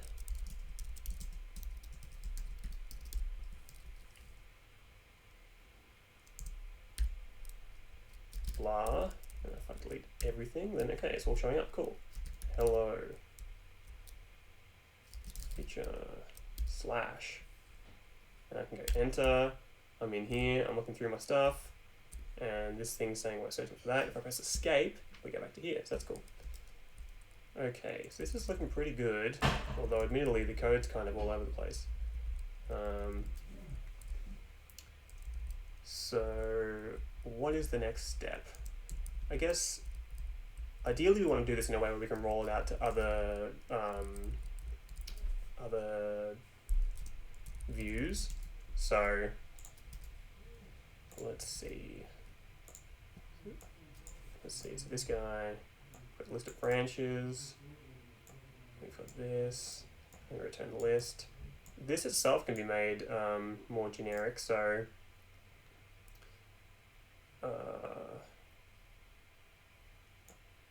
I could just take the list and this thing. Yes, let's. No, I can't use generics on an existing type. That's super annoying. How do I try this up? Because if I have like get filtered commits, I go whoops, and I go commits, and then I go here and I say commit model.commit commit dot do I use name for that? Get filtered commits. Or is this complaining? Search, commit, returns a string, list, model commits. Why is it complaining? Can't use utils fuzzy search. Oh yes, that should be a commit as well. Cool. I think the name is the message. It's not really well named, but I don't want to update that just yet. Okay, get filtered commits. So how can I make it so that I can use this pattern in other places without having to like rewrite this entire thing? So this thing's different, which is a type. We care about this thing, which we got to get from the GUI. I am not allowed to do this. Like, I can't say get filtered items and then return. Like, I can't use a generic here and then say returns an array of t, because a method as opposed to a function must have no type parameters. It's super annoying. So I might be screwed here. I might need to just cop the duplication unless I get this thing and this thing and pull it out. Then the question is like, how much more would there even be? It would just be this thing, which is already made kind of generic. I don't want to have to duplicate this though. Branches, searching, active.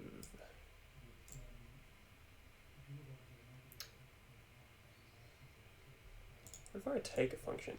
I can't take a function. Yeah, I assume I can't take a function either. Super annoying.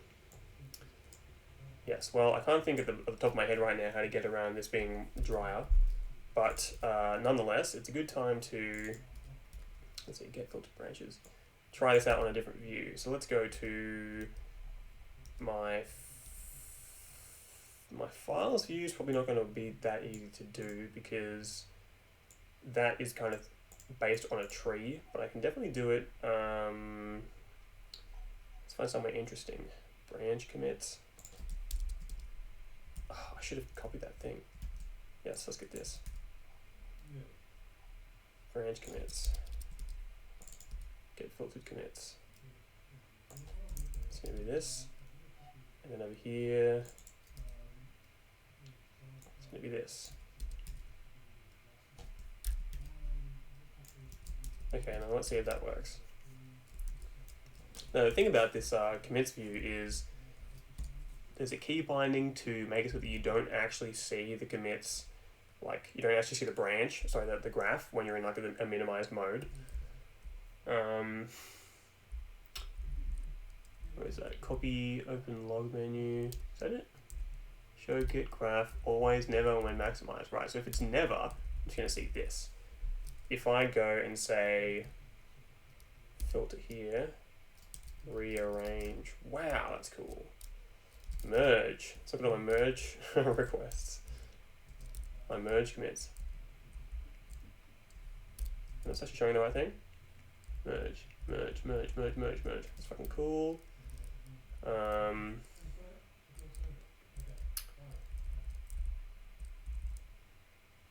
Right, now obviously if I go back over here, finally it's not showing the graph. Let's go back to, oh, it's interesting. It's not showing the graph.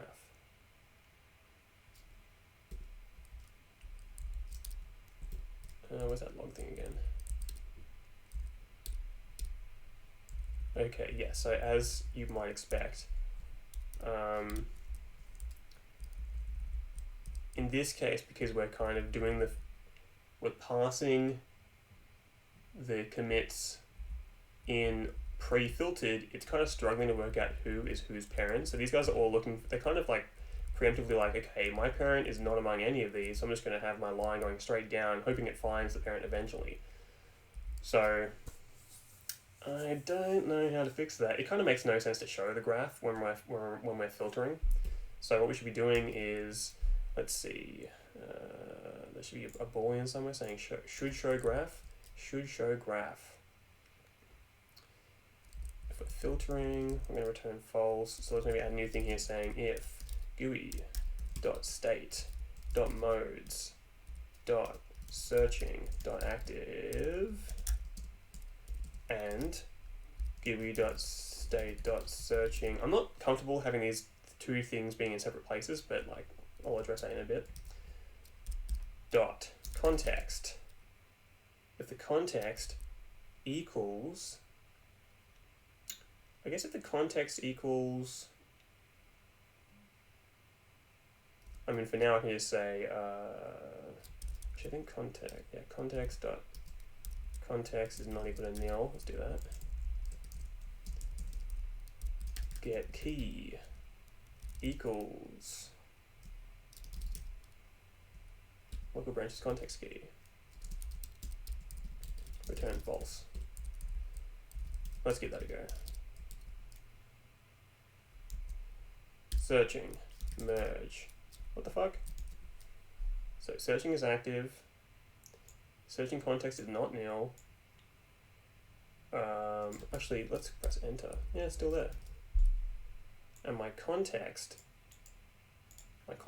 key is the local branches context key, which is exactly what I'm looking for here.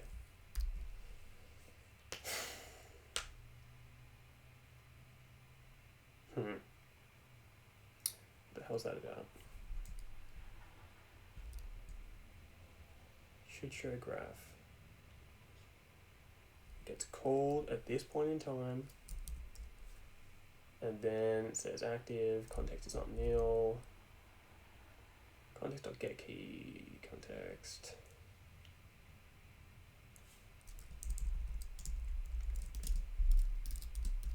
Let's just log these out.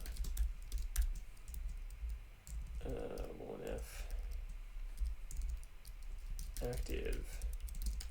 I can't recall what the thing is for a boolean. I'll just use V. Context key.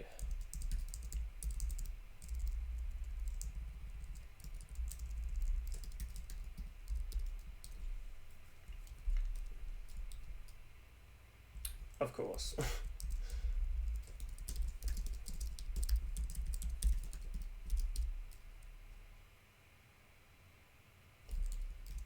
Okay. Merge. What are we saying here? Active is true. That's funny, it's still actually changing branches here. Does it change other things? Remotes. Merge. Weird. Active key is commits. Active key is commits. What's this thing say? Local, oh whoops. What is it? Branch commits? Commits. Local commits, that's it. Let's try again. Merge. Okay, cool. So when we're actually filtering,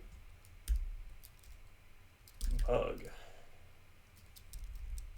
merge, blah. Do I say blah in a commit?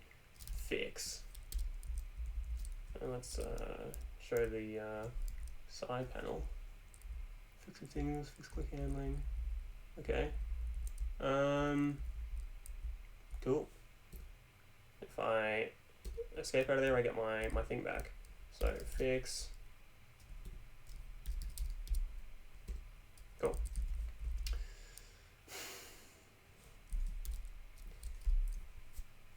Now, is it still filtering branches? No. Why was it doing that before? Oh, it's doing it again. Why? Why would it do that? Let's go back to our list context config. List context config. This is now good.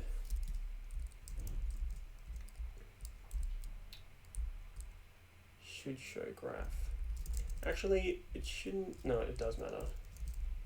Should show graph only applies when searching for this context. There are other commit contexts though, so where does this appear? Do I have a concept somewhere of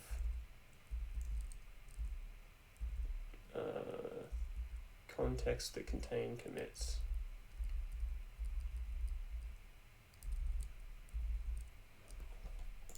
Let's do this.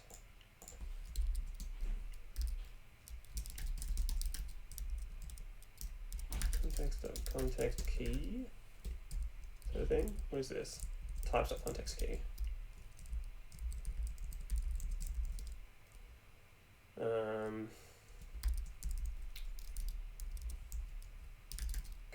Let's say contexts with graph. So it's context dot local commits,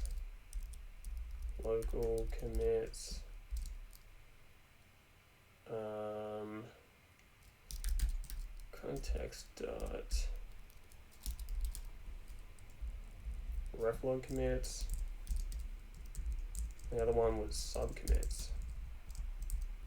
Actually, reflog commits does not show a graph, but subcommits does. Subcommits is when I click on here and I go into look at the commits within a given branch. So contexts with graph, and then I'm going to say context with let's see, low dot includes contains context with graph and the current key.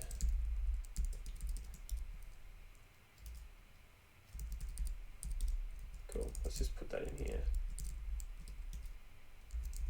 So if it's active and we have a context and it's and our context if our selected context shows a graph, then we're going to return false.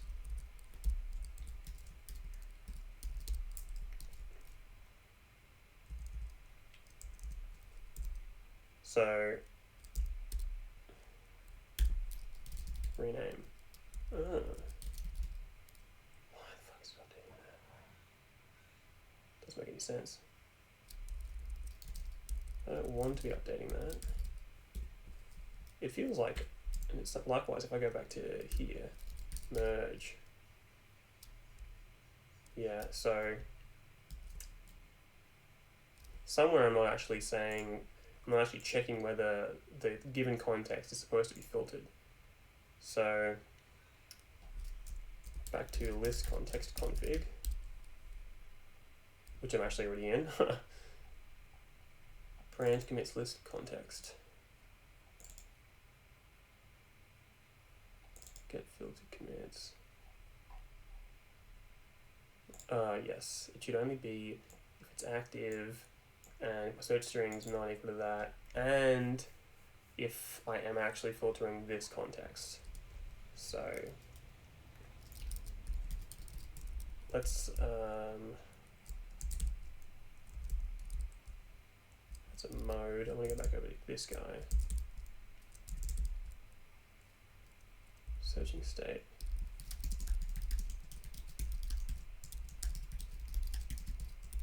This thing uses a pointer. No, it's not. It feels kind of wrong.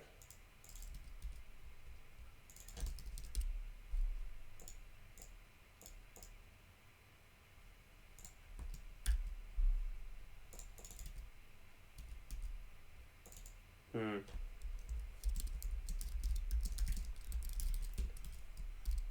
gonna worry about that later.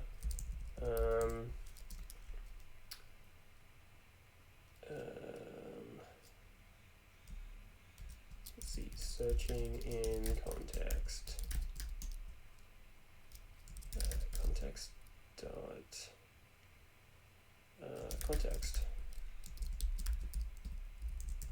Is it types dot context?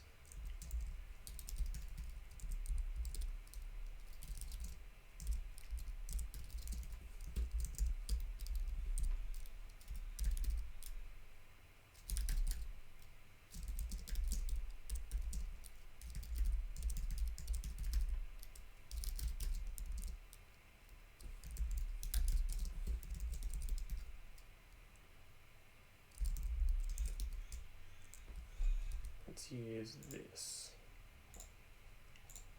In fact, I'm actually gonna move this into my searching file.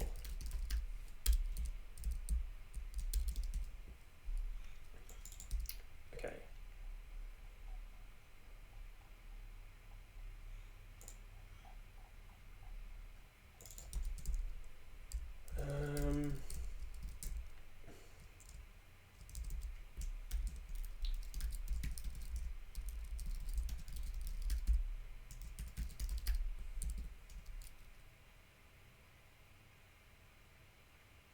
Now this is where it gets real tricky. I might need to just start using the key instead of the actual thing, because I can't actually have this thing defined here when this is the thing that's returning the context. So I'm gonna have to use the type key, which I've said some mean things about online, but I can't think about a way around that at the moment. So I'm actually going to use types.context key. I think that's okay. Context key is not equal to an empty string.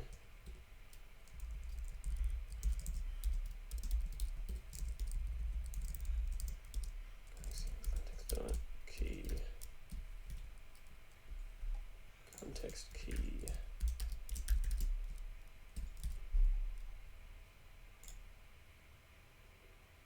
Shit. And then here I actually need to use the context itself.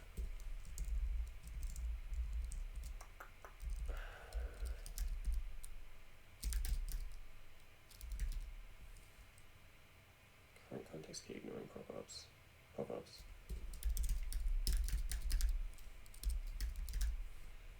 Is there a way to get me my context via my key?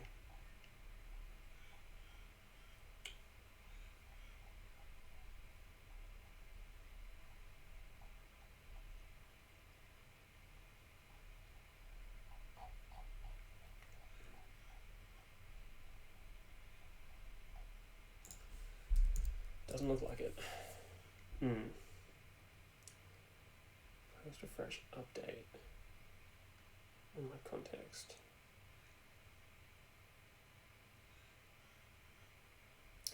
There is another way that I could do this, which is simply to say that I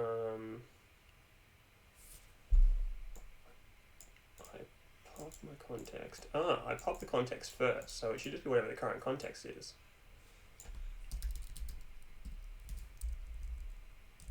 Yep. So because there's a context stack, right? So if we've got the branches view and I go and add my search view or my search context, I'll pop that off first, and then this one will be whatever the thing is I'm kind of searching within. So that is okay, and context key can still be used here, so where else is it complaining? On search escape. I post refresh update. That is trickier. Or is it? What do I call this thing? I call it from handle search escape. And where's that get called from? Within the search thing. Dang. No, but if it's within the search thing, I can pop the context, and I can also do this again.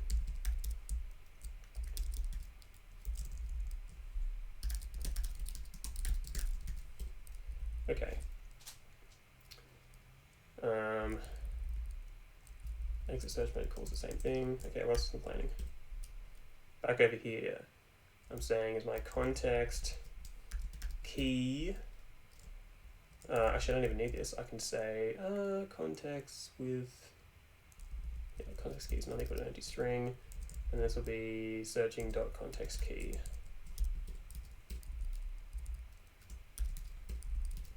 Right, so if it's active and it contains my context key.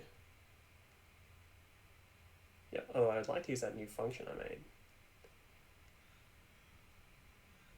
Context key.any. I could just do sum. Is there some context with graph such that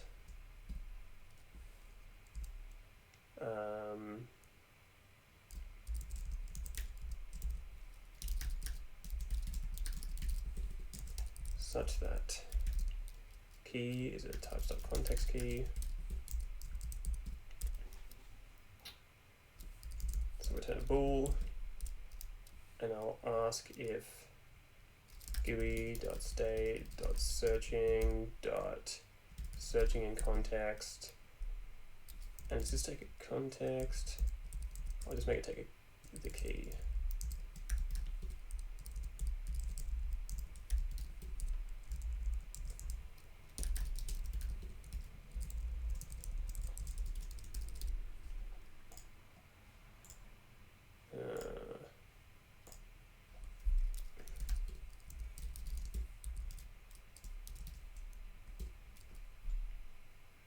Context user graph, which is an array of context key. Yep.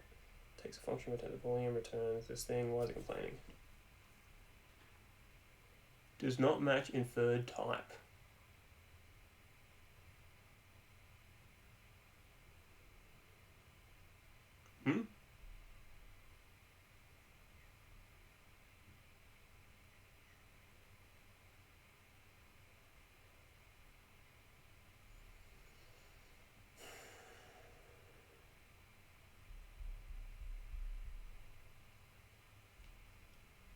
What?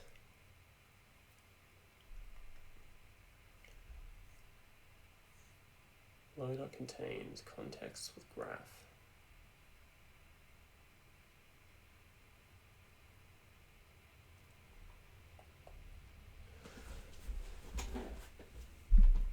So function that takes a key boolean, key bool little does not match inferred type, context key for an array of t.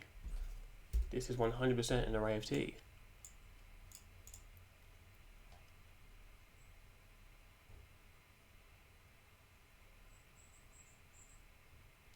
What is it complaining about?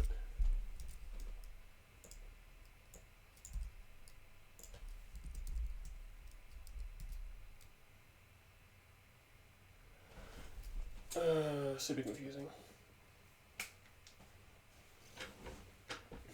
Context keys of graph. The second argument is a function that takes it. Oh, what the hell?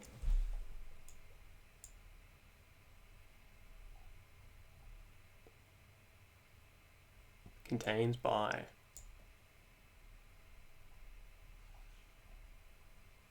Okay.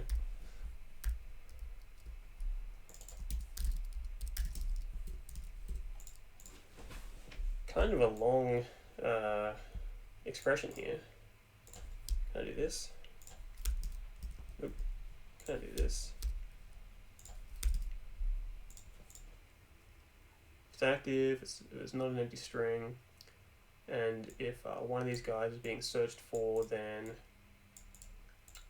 it's a tough one. I kind of regret using this function now. It is certainly easy just to say, does it contain, does this array contain this thing? I'll leave that for now. Let's see what else is complaining. Okay, searching in context.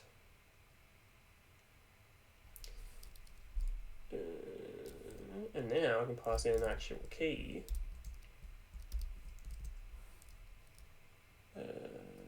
Context dot branches key. Okay, this should now work.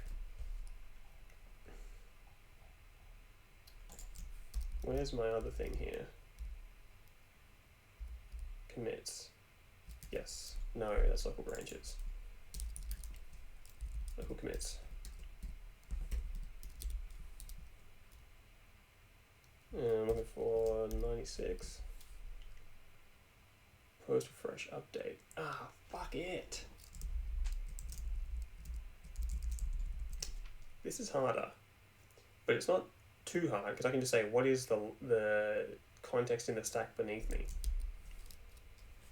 But it kind of feels like I should just be storing the context itself. The reason I didn't want to do that was because in here I'd have like a circular reference where this guy needs to know whether it contains this thing. Man.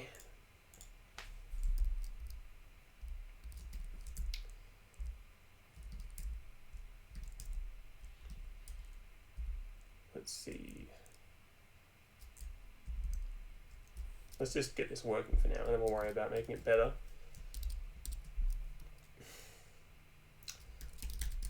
So where's my stack? Stack. Current context key ignoring pop-ups. Place context. Push context. Don't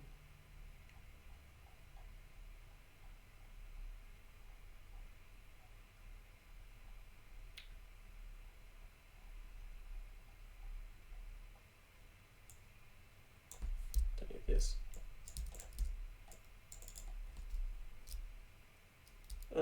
Let's go. It's not previous. It's like the parent context.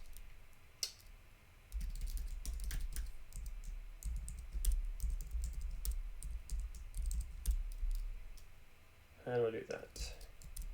GUI.context state.context.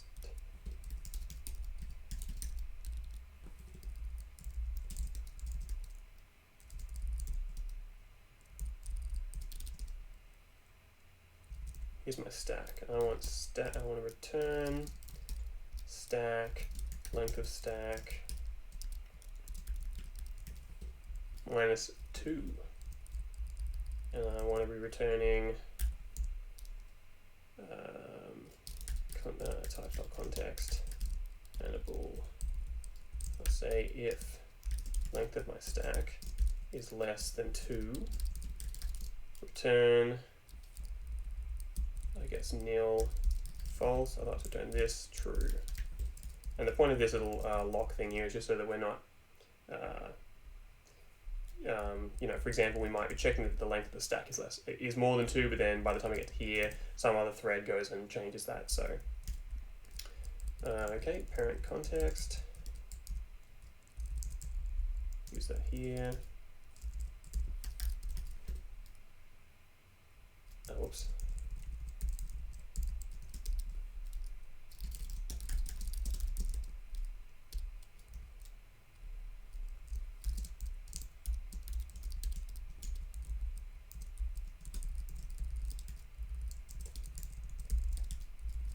All right, let's give that a go. So branches, fix, escape, merge. Huh, it's still updating my branches. How is that possible? Parent context.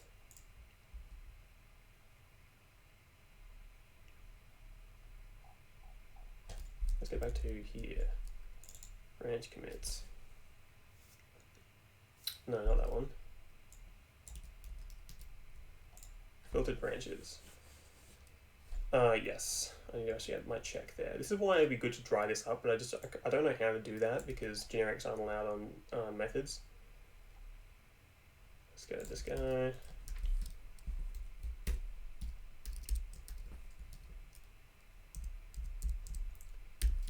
Merge. And we'll wait for it to refresh, and it's still failing? What the fuck? Oh, doi.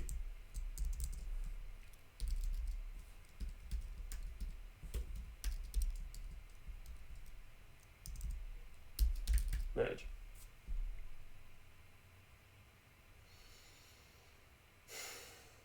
Okay, good. So now we're actually reliably filtering this thing properly. Haha.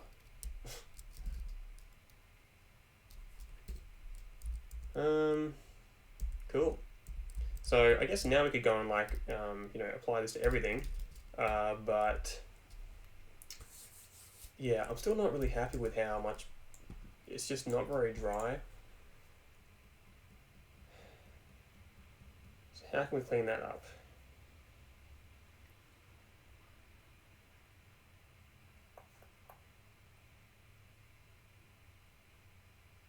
Active search string, searching in context. I'm going to actually grab this and put it in here.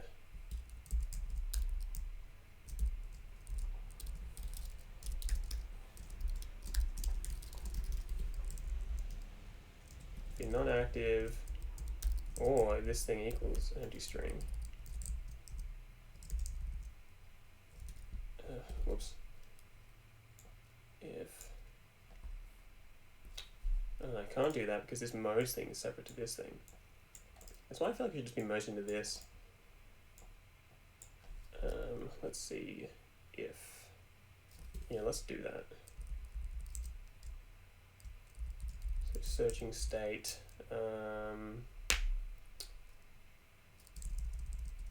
Let's go and find that. Active, activate, deactivate, new.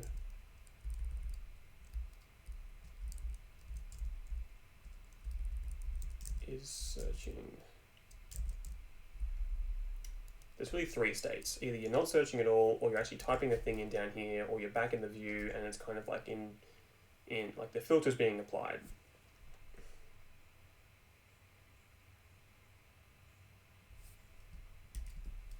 So it sounds like this bool should actually be an enum. So let's say search mode.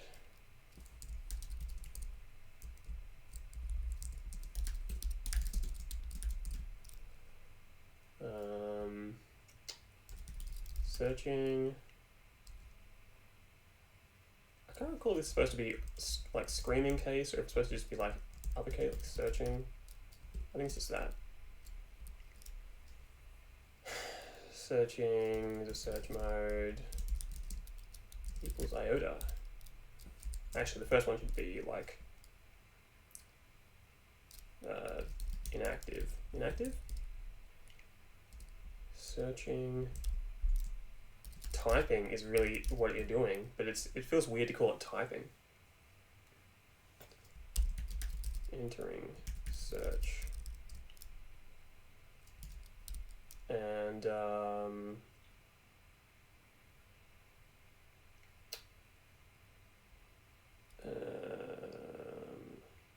in view. I can't think of good names for this. There's when you're doing nothing.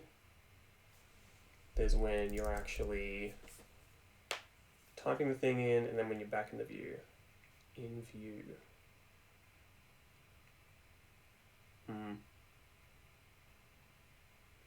I'll just stick with that for now.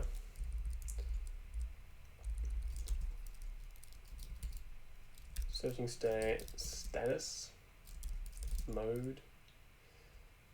So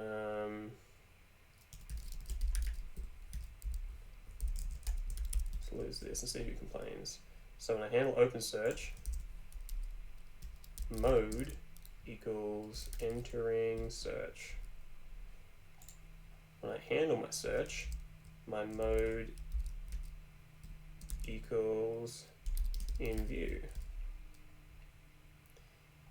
When I escape my search, mode equals inactive. Maybe it should just be called active. Oops. I mean, yeah, it's tricky. I think, yeah, I'll just do that for now. Okay, so now that that's the case, I can say here, searching in context is true if self.mode is not equal to inactive, and if self.searchString is empty. Okay, now I'll probably cause an error somewhere else. Okay, here I'm saying, am I searching? Instead, I want to say mode equals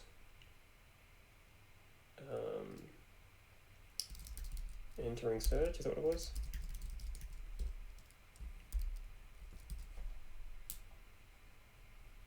Any other complaints? Or if I'm searching, or is any mode active? Funnily enough, now this is any mode active thing actually covers this, so I don't need this thing here anymore. Where else? Handle search escape nil. Whatever. Anything else complaining? No. But I don't want to have this mode anymore. I just want that to be this thing. So, and then I want to, so whenever I do modes.searching, where am I doing that? Ooh, a few places. State.searching.search string. Searching in context. This now checks both of these things, so I'm just going to do this.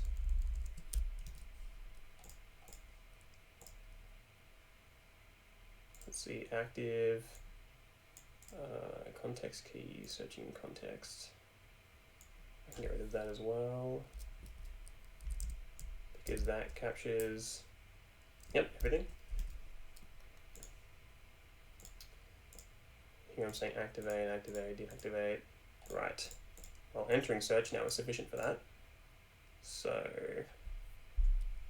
I'll lose this.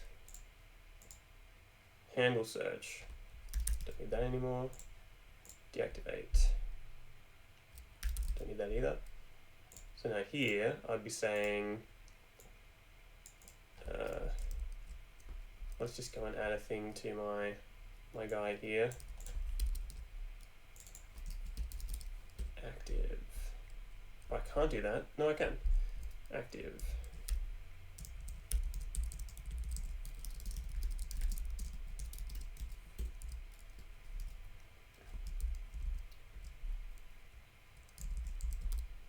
Cool, so I'm using this guy.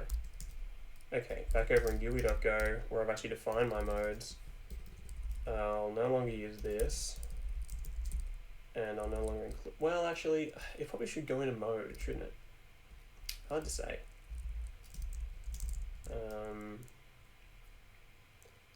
Let's do that. Searching, search state, searching state. I don't have a .new, but I probably should.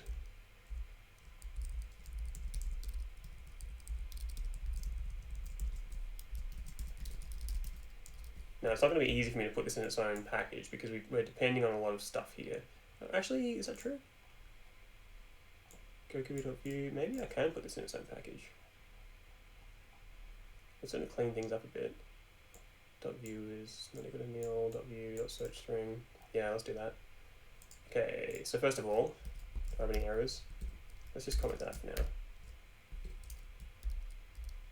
I need to prepare myself for this to be in its own package, so I'm going to make these guys public.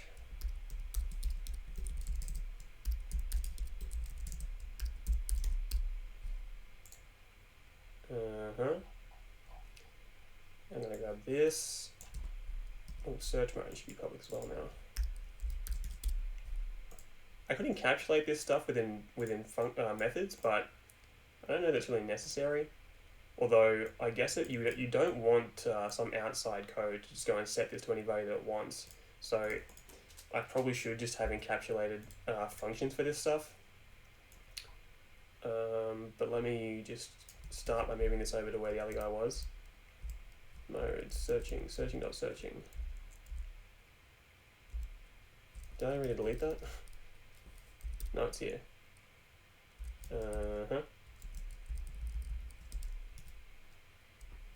Searching state, let's just call it searching.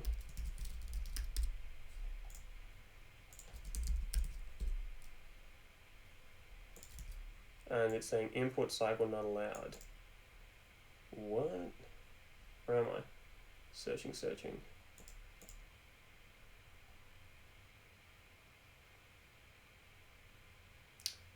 Thank you for that. How is it possible that this package is being used by types? App, GUI, context, traits, types, searching. Types uses searching?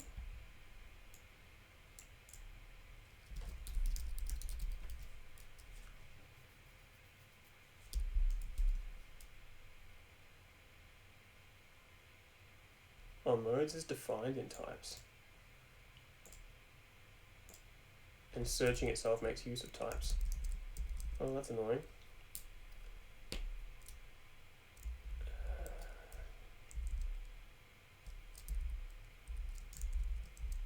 Shit.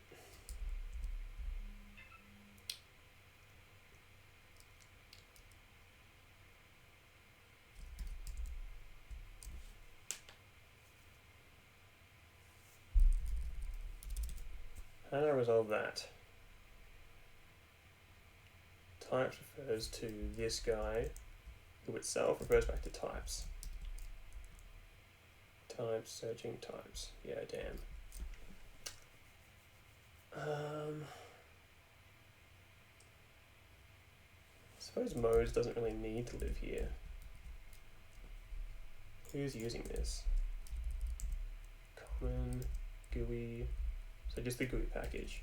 So I can get away with just putting this in the GUI package itself. I suppose it is specific to the GUI, so I'll chuck it in here. You happy now? Common.go undefined types.modes controls common.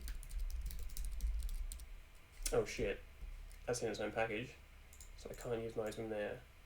For fuck's sake. Whatever. I'll make my own package. Wait, I do have my own package, don't I? Searching. No, not that one. That's in a package called modes. So what I should just do is make a new file here called modes.go.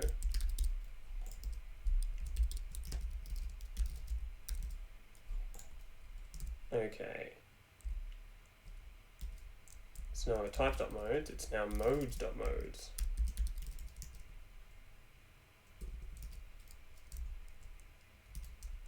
And this guy can go away. Okay, that's good. Who's complaining here? Mode equals inactive. Let's see, this is all relating to my search. So I'll put this in the actual searching class.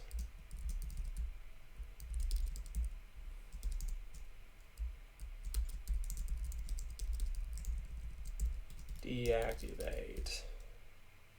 No, actually escape.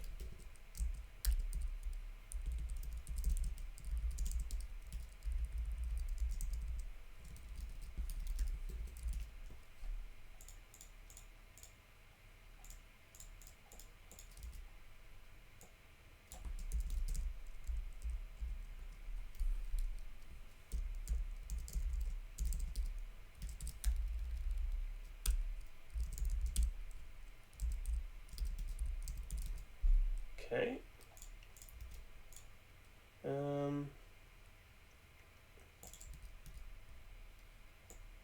I can just call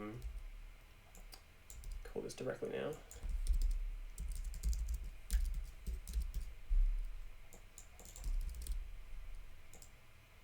It's being used elsewhere. On search escape. On search escape. I think it's probably okay to have a bit of encapsulation outside this file at least.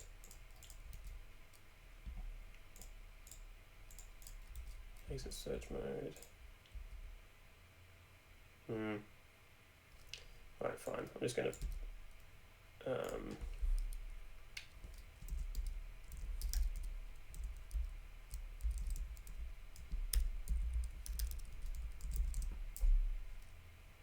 do this again. At least then, because so let's see, handle search escape, yeah. Exit search mode. Yes, this should have the same effect. So, and where's this get used? Oh, it doesn't get used. On search escape. Handle search escape.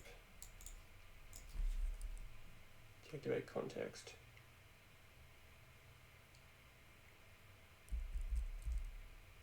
Yeah, that makes sense. And here as well on search escape. Okay.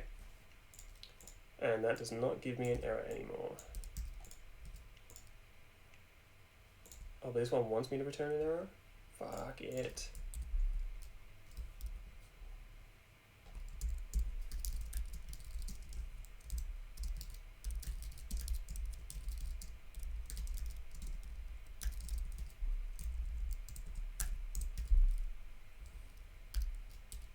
Okay.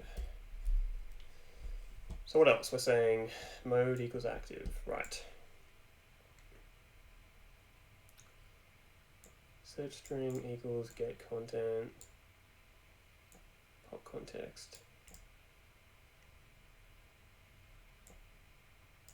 pop context, gui.views.search.get content, pop context. Let's do that thing first. And then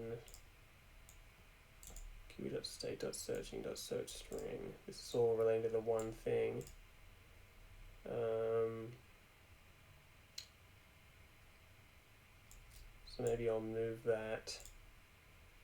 I'll say like GUI.state.searching.onSearch. Let's see, needle. And I'll grab this.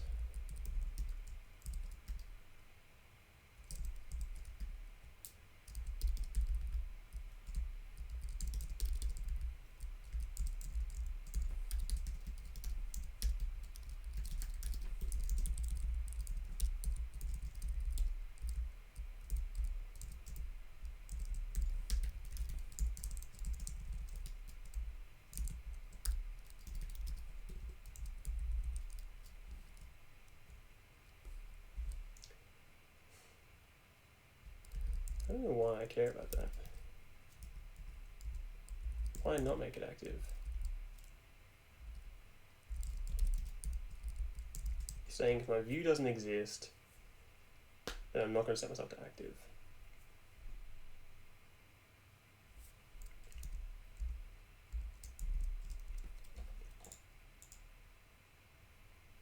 I don't know why that's needed. Let's just get rid of that and see if it causes any problems.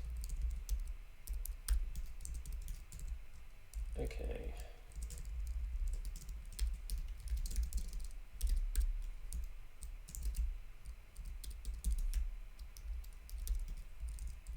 So we pop the current context, get content on search needle, and we refresh this thing. Arguably, I can just do that actually before this happens. Okay. Over here, let's see. Handle opening the search.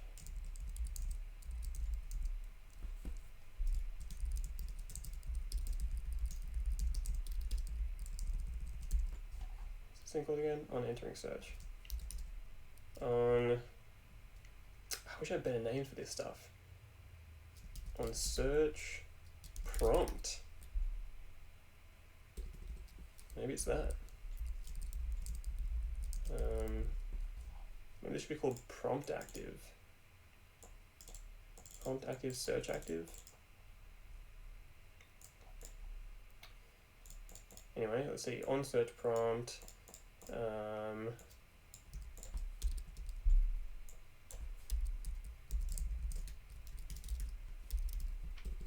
Self-dot mode equals entering search. You know, this might be a good place to use a pointer here, because I think it's going to cause issues without using a pointer. Self.view equals view. Okay, I'm going to need some things here. So view, context key.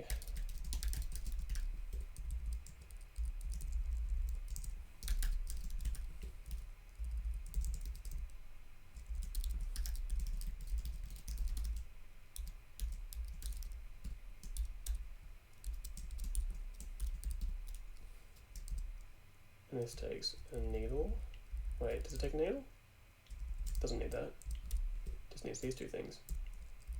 Okay, give me your view and this thing.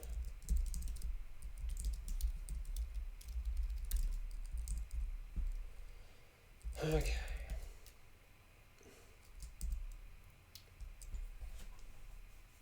So that's looking good. Now let's just replace this with a pointer.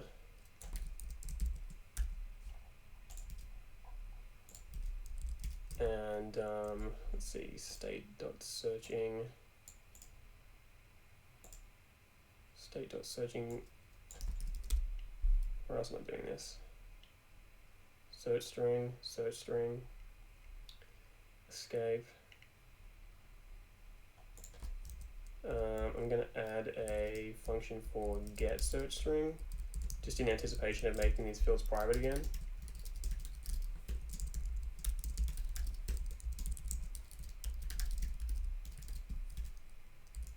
I'll use that. Where was it? Well, I'll also need a set search string.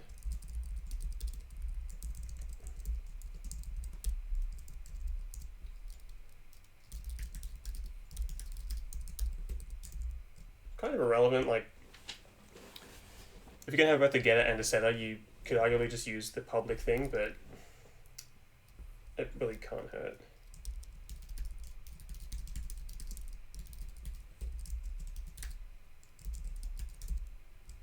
Yep, so now these guys are going to use get search string. And this one's going to use set search string.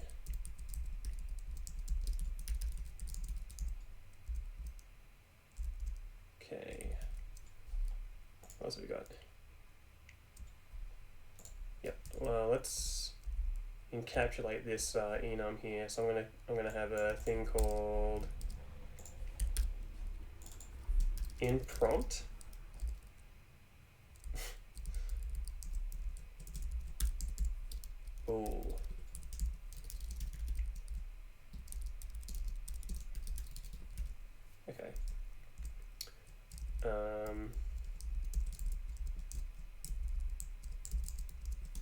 in prompt. What else have we got? Set search string. Searching in context. That needs to be upcased.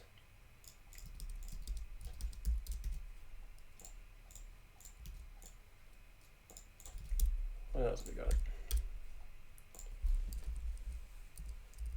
Searching search string.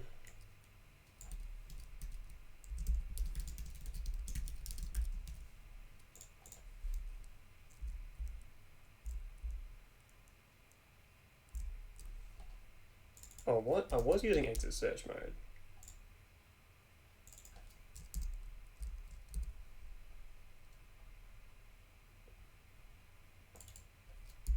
So on search escape, or is it handle escape search? On search escape. Ah, you motherfuckers.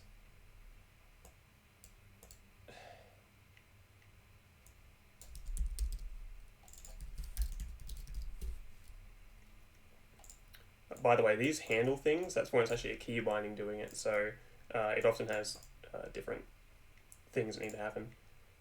On search escape. Yeah, so I'm going to call that, and I'm going to, I don't need to pop the context, but I do need to refresh the thing. Let's see, pop context.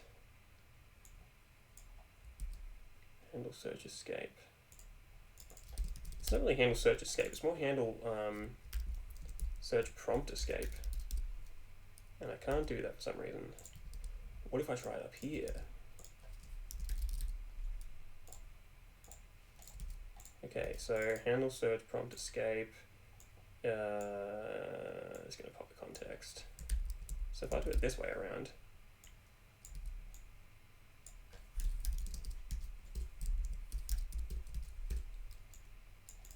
I think that's fair. And on search escape. So exit search is now going to happen. Exit search. On search escape. It goes from here, here. I think that's okay.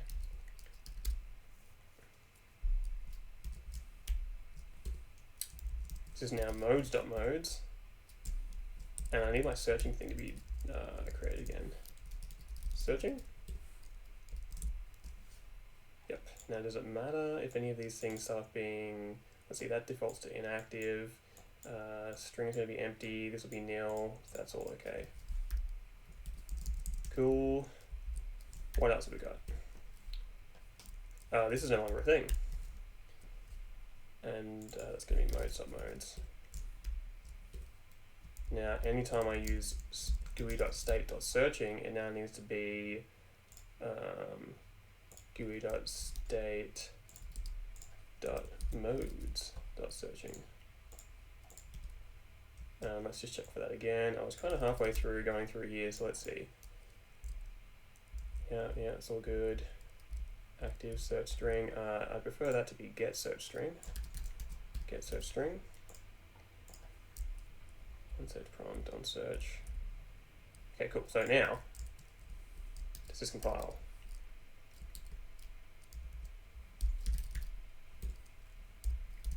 Doesn't fucking work. Blah. Dang. What the hell is happening there? Let's think. Let's look at my modes. It's pointed to searching. I'm going to be updating my search string whenever see, on search prompt.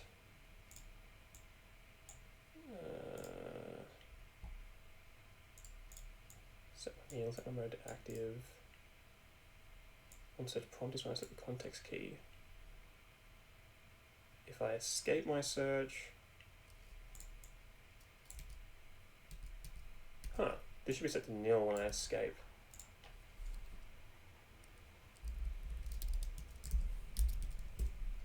What? Oh, empty string. Search string is empty. View's not there. Clear search. Search. I don't see why that cares about the view being existing or not.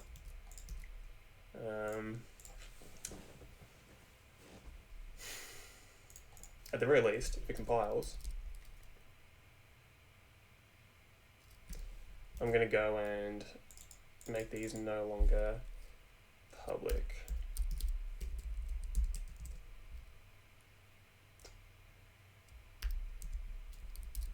God, it's so super weird having types and constants that are lowercase. Is that good practice? Because if I was going to use inactive, I'm pretty sure that would make it public. So, once again, why not use capital letters to define? I mean, I guess if you're using a constant with screaming case, then that would also, under my idea of using case to determine whether it was a type or not, that would mean that constants would be seen as types. But again, it's purely, at least for the types thing, it's just it's a convention. So in the sense that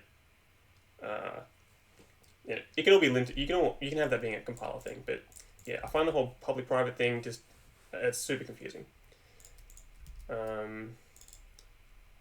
So let's see, searching, that needs to be public. View does not need to be public. Oops, boo. View, mode, search string, context key. Okay, so now at least we've got a bit of encapsulation, so that's good.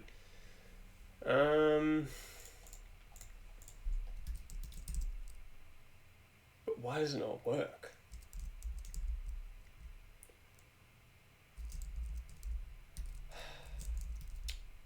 In prompt. Okay, so what do we expect to happen? On each key press, we expect it to re-render the current context, which is in our little, let's see, one search needle. What's this being used? Handle search. Handle open search. Editors. I'm finding this might not have much value being in this file compared to being in the searching file. So I'm going to move this over to here. This is the whole group by type versus group by feature thing. Like in this case, I'm grouping it by feature because I feel like I'm likely to need to read this when I'm looking at other things in this file. But it means it's harder to draw connections between other things of the same type. So it's a trade-off. Arguably in this, where is it, editors thing, let's see, default editor, commit message editor,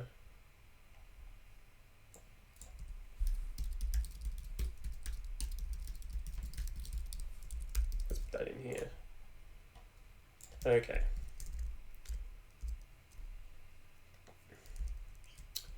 Search editor, runs the text area, set search string to this thing, and then for my if I have a parent context, then I'm going to post refresh update that parent context.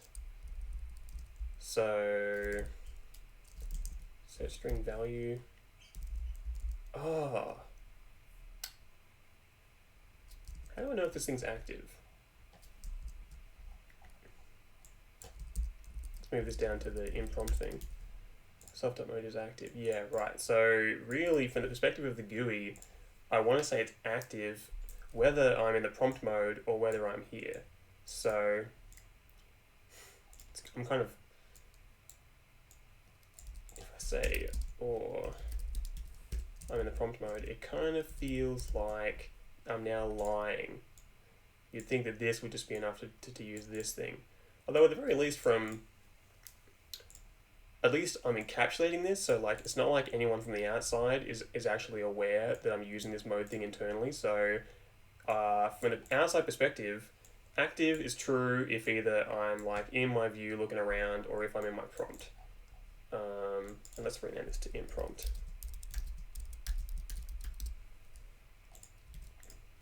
And then you know what, I'm going to call this in view. I'm in the prompt, I'm in the view. Yep. So now down here, I'm active if I'm in my view or if I'm in my prompt. Yeah, I don't have a use case at the moment for having a method called inView, so I'm not going to bother making it just because it's making it clear what the actual intended usage is.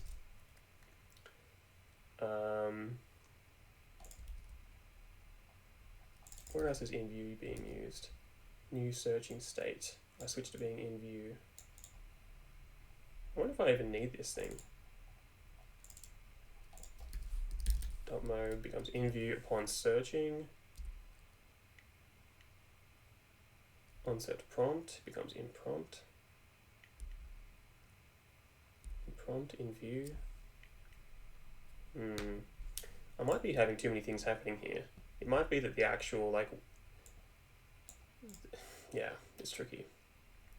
Having the separate mode thing as a separate struct arguably made sense because it's not really talking about the stuff that only matters when you are in the prompt.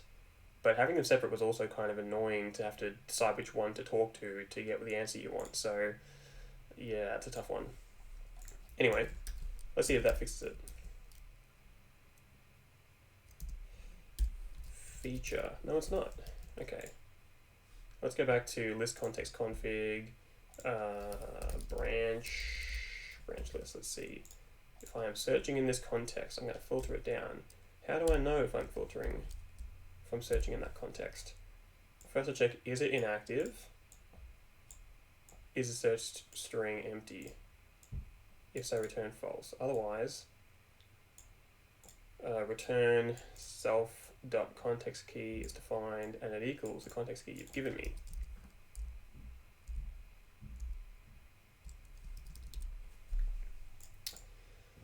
So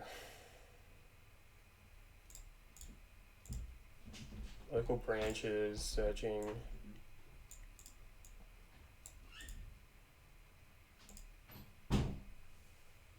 Branches list context. Perhaps I'm not actually re-rendering it. So if I go here and I say feature and I press enter, still not actually filtering anything. Searching in context. If I go back to searching.go, set search string.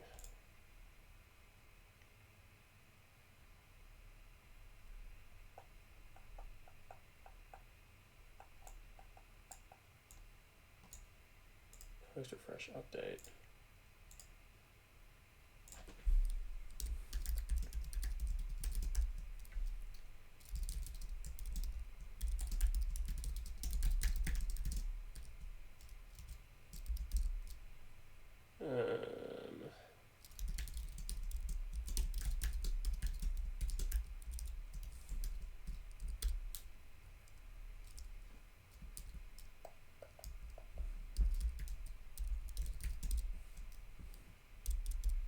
Local branches. So, what the hell? So do the post refresh update, set search string, set it to the value, search prompt, and search.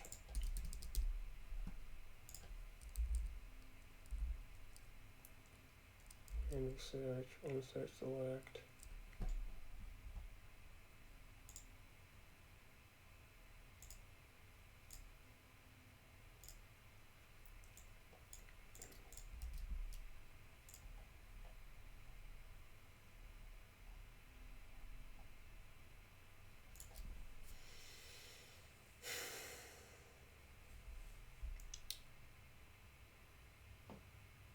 Search editor.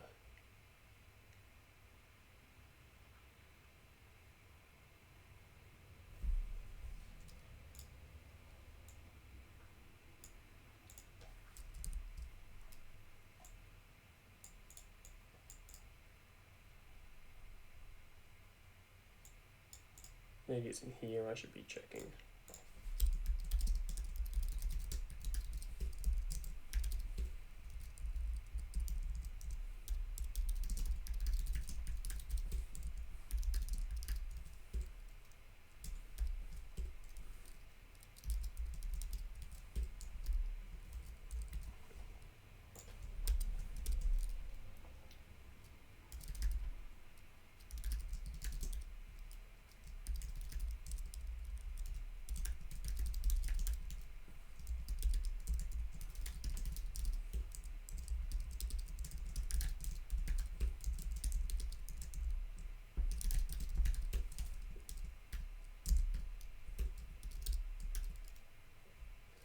I'm just going to log some things. Oops. Merge. Yeah, local branches, local branches. What's 1 represent? This guy? Imprompt. Therefore, it's not inactive. So what the fuck?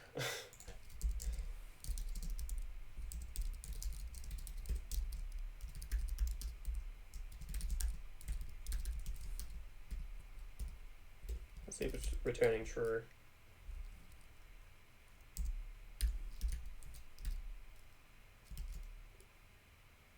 It's returning false. How is that possible?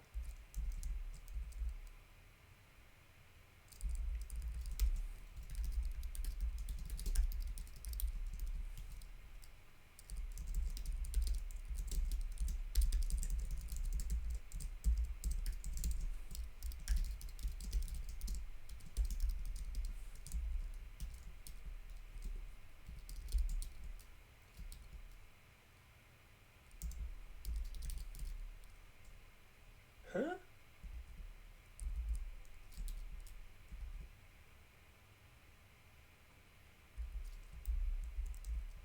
Sorry, if it is inactive, they should say.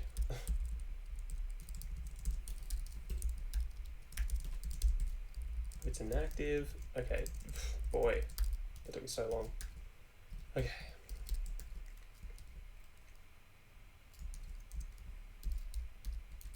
Good. Feature. Escape. Fix up. Kind of embarrassing to have fix up commits in my my main branch, but here's what it is. Cool. So that works. So let's save the game. Support filtering. That shouldn't be master. Filtering. Let's get rid of that. Back over here. Okay.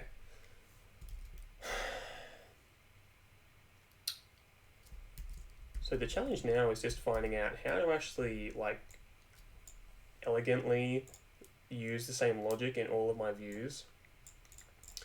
And I have no idea how to do that in a nice way. Firstly, we have the issue with our files stuff, which is using a tree, so we have to work out how to solve that problem. But we need to find a way of conveniently kind of just... I don't want to have to copy and paste this amongst all the different things. I'd like to parameterize it, but the problem is that if you want to parameterize it, you have to include the types themselves, and you can't use type parameters in a method because of just a limitation of Go's generics implementation. So what is the next best thing? Searching in context, fuzzy search.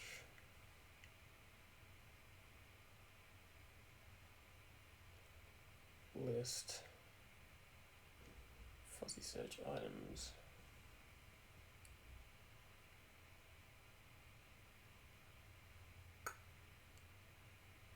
Could I... Kind of a hacky thing to do, but I could just do this.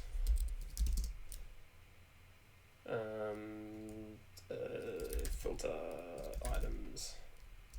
So it's going to be this thing, it's going to take T, which can be anything. And its first argument is going to be my GUI, which I need for, let's see, searching. I need it for my searching thing and my model. To be honest, I probably don't need to have my whole GUI then. I can just say searching is pointer to modes.searching. I don't like the fact this is a present tense verb. Kind of makes sense to be called just like a search search manager or something like that. But for now, we're gonna leave that. Second argument is going to be my list, my items, which will be in a slice of T.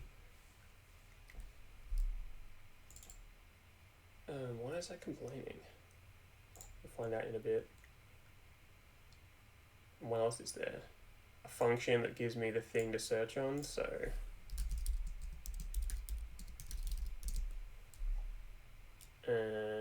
and I need a context key.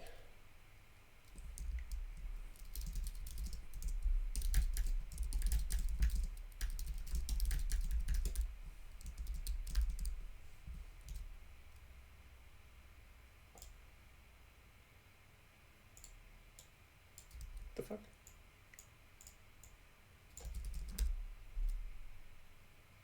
Oh, is this searching, not searching?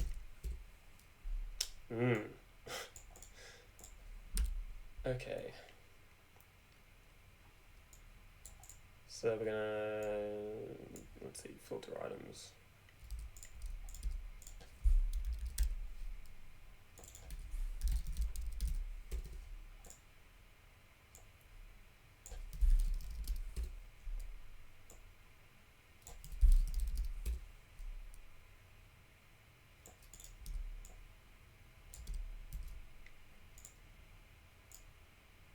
This is gonna be context key.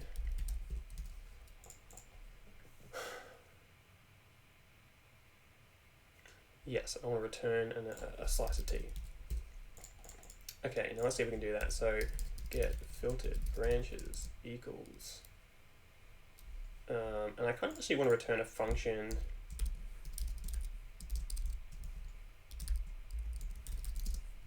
Oops.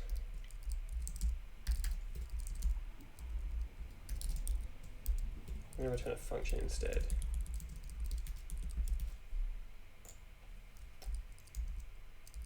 So it's going to be filter items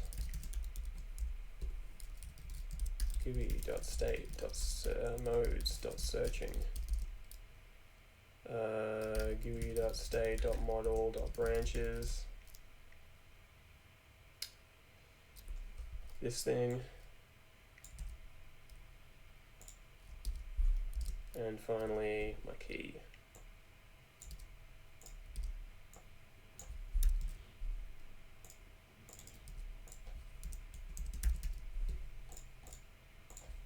That is a bit cleaner.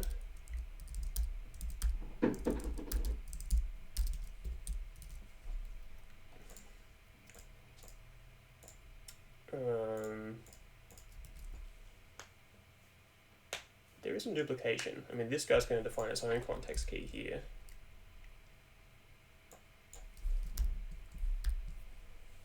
So again, it would be nice if I could just put this inside. But I can't do that when this thing here, or is it this guy here, which is defined out here, depends on this.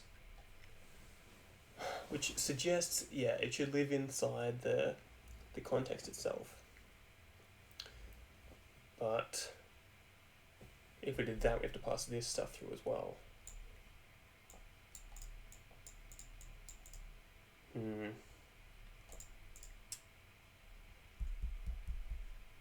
Searching branches.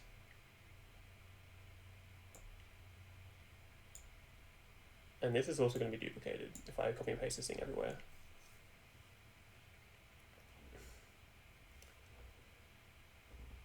Local branches context key.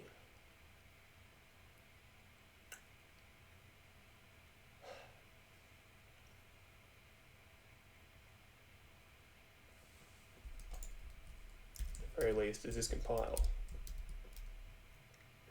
Nope. Oh, it does compile, but it gives me an error immediately. 58. What's the problem? GUI.state.modes.searching is not defined at this point in time. Really?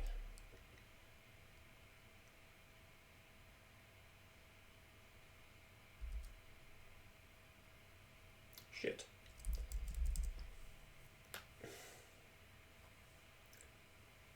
Huh.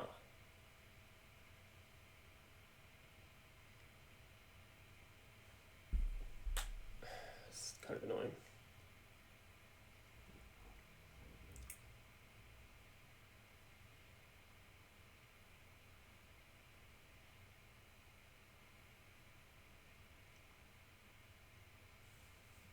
I could wrap it in a function, but I feel like that's kind of ugly.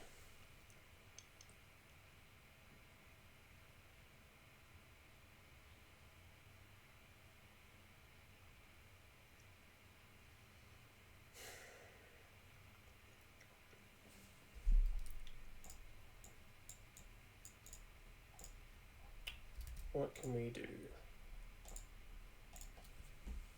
Files, list context.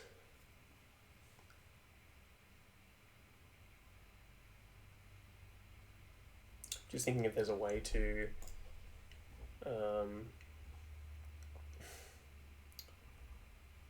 do this better, which contains like logic for supporting the whole tree rendering thing.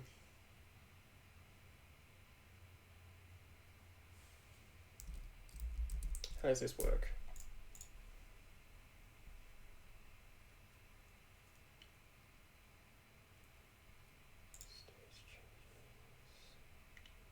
Render orcs.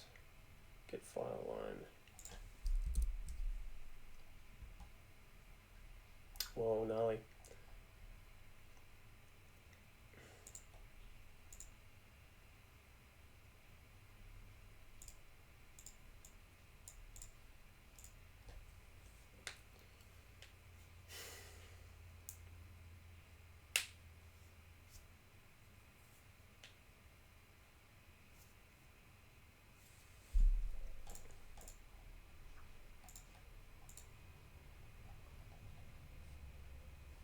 Holy shit, it's 4 o'clock.